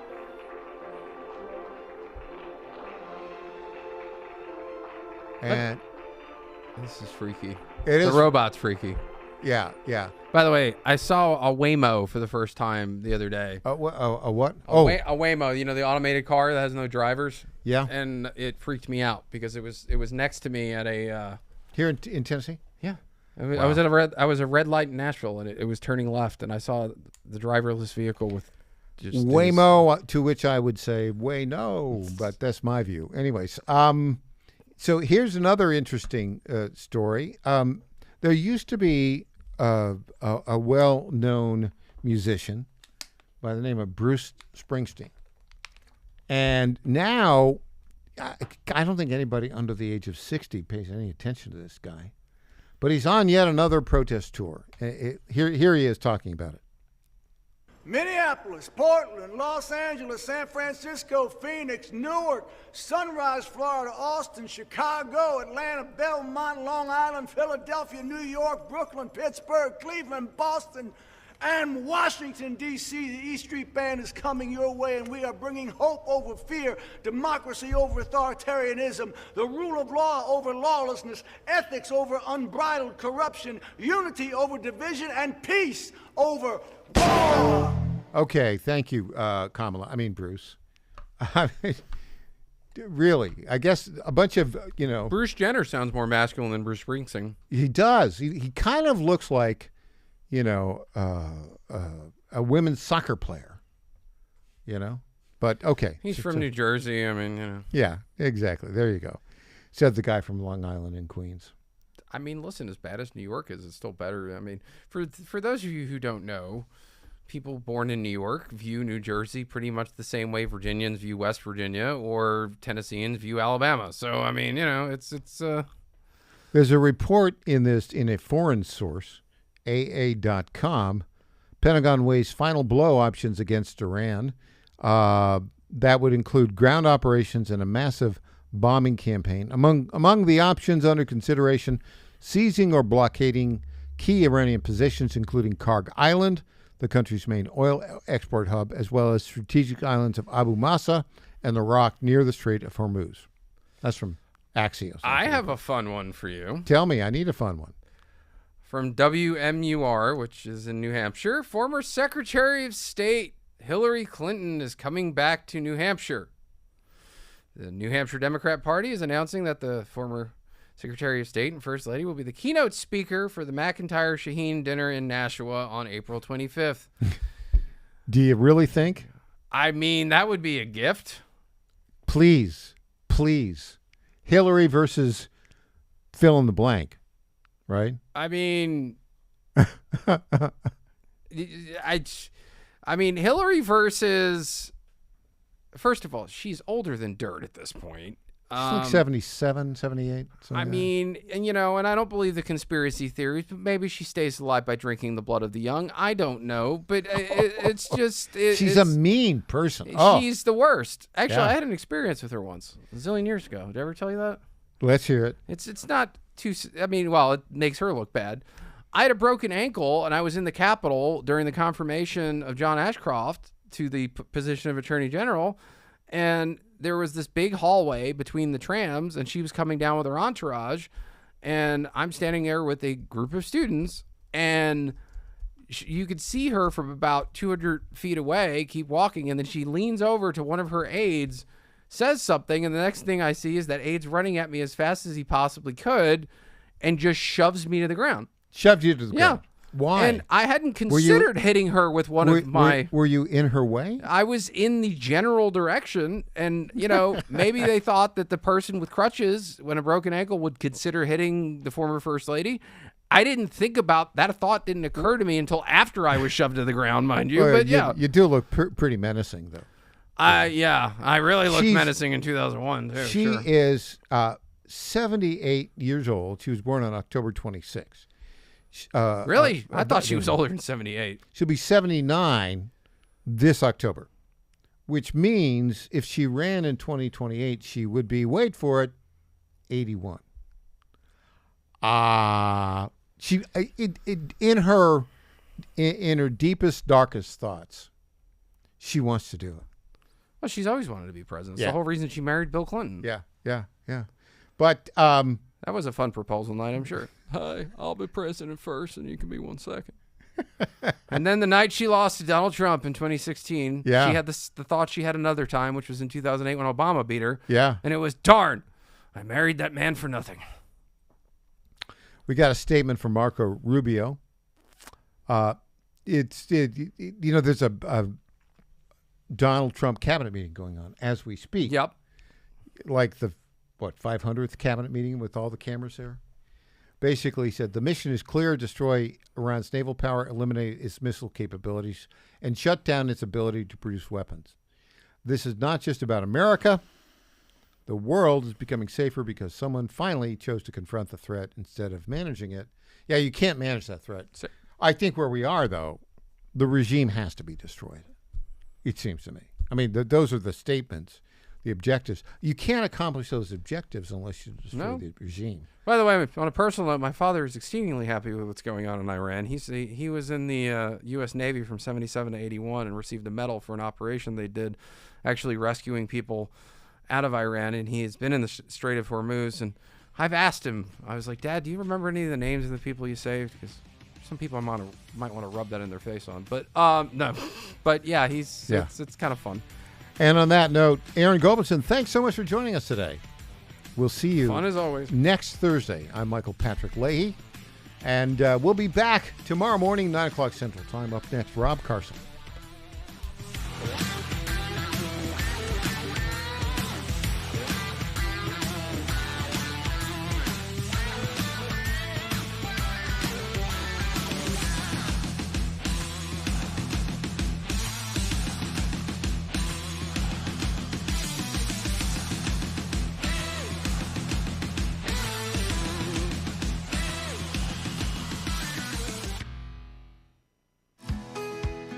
This is State Senator Mark Pody.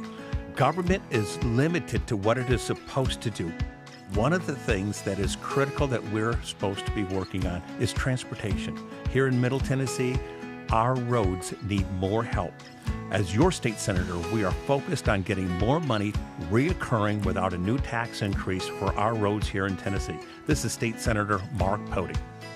Paid for by Campaign for Mark Pody, Christina Hibden, Treasurer. Hey there, it's Lenny McGill, founder and CEO of GlockStore.com. For over 30 years, I've supported our Second Amendment rights with GlockStore.com, the world's #1 source for Glock handguns, parts, and accessories. I also support accurate, unbiased journalism like the Michael Patrick Leahy Show. His team broke the Kilmar Abrego Garcia traffic stop and was the first to obtain that video. Independent journalism at its finest. Visit us at GlockStore.com. Listen to Michael Patrick Leahy and make America great again. FlatFeeNashville.com is a full-service real estate brokerage that charges homeowners a upfront flat fee of $999 to completely list, market, and sell your home. We are all about saving consumers money, saving that equity.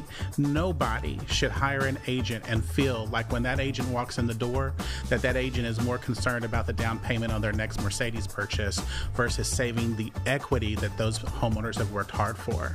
I've spent my entire career in ensuring that the equity that people save and they put into their monthly mortgage every single month, as much of that as we possibly can goes back to them when they go to list and sell that home. The idea is to give homeowners the ability to really create generational wealth. FlatFeeNashville.com, FlatFeeNashville.com.